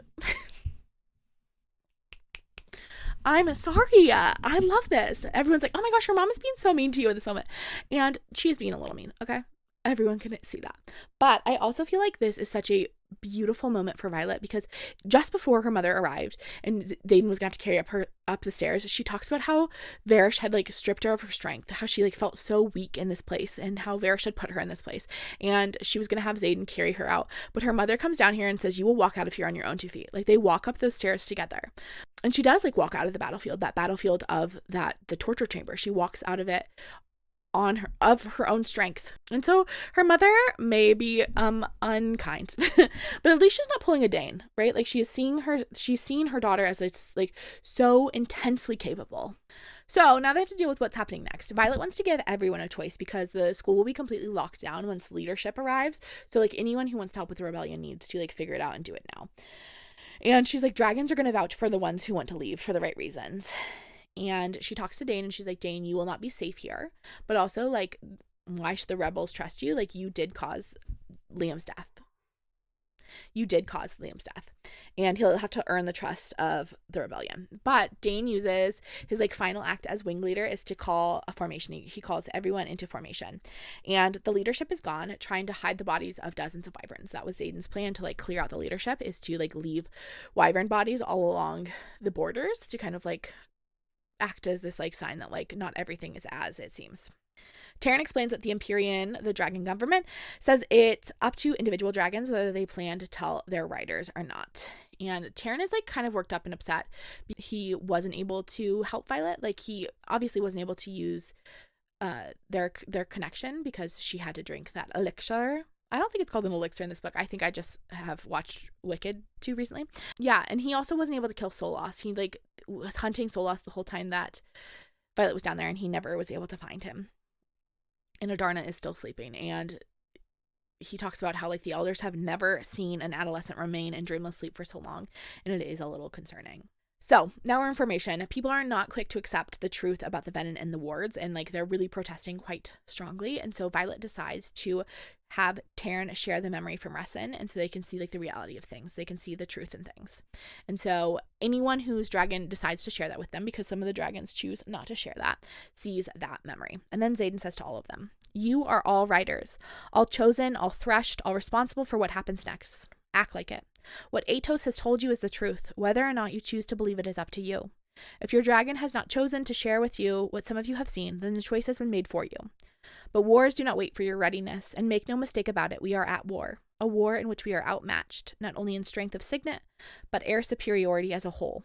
Whatever you decide in the next hour will determine the course and perhaps the end of your life. If you come with us, I cannot promise that you will live, but if you stay, I will guarantee that you will die fighting for the wrong side. The venom will not stop at the border. They will drain every ounce of magic from Port Mael, and then they will come for the hatching grounds at the Vale. Then the professors arrive back. Carr in particular is like not happy, and he has like fire magic, and he's like wielding fireballs, and he starts yelling, and he says, "And all of us over who? People you've never met? I won't allow it." But Bodhi's signet is that he can counter other people's signets. He can like turn them off, and he extinguishes Carr's flames. And then dragons start to fill the skies as everyone who is joining the rebellion is going to leave. And a few of the professors are going to leave as well, including Devera, who is like waiting for the opportunity to join them. And Violet is talking to Devera, and Devera says that she was the one who leaked the news of Zola's in Battle Brief, that battle they got notice of on their desk. She was the one who printed those flyers and passed them out. They're going to leave in 1 hour, and anyone who wants to come with them can. Xaden says, "Your choice is as simple as it is personal. You can defend Navarre or you can fight for the continent." And then an hour later, they're leaving. Xaden has to help Violet onto the dragon. Tairn grumbles, but allows Xaden to literally climb on top of him to help strap Violet into her saddle. They also hook a sleeping Adarna underneath Tairn, and then he takes off, and Violet winds up sleeping almost the entire flight to Aretia. And then she arrives, and she and Tairn and Sigil fly directly to Ryerson House because Violet is just not strong enough. She is so beat up from those days and days of torture that she's not going to be strong enough to hike into the city from the dragon grounds. So they drop her off right in front of the building, and Brennan is there waiting for them. Brennan meets her at the door. He's immediately started yelling at Xaden because Violet is a mess, and Brennan is like, "What have you two done?" And Xaden says, "Ask your sister." And Violet ends this part. This is the very last part of part 1. You did say you needed riders, and now they do have riders. They have a whole group of cadets that are going to be at Aretia that they're going to have to deal with. So that's where we're going to leave things for the first part in Ironflame. We still have a whole second half. So exciting. This book is so long. This book is so long. So much happens in it. But we get fun stuff next part 2. We do get more scenes with Katrona, and I love Katrona. So I'm excited for that, mostly, personally. Okay, I will see you then. Have a great one.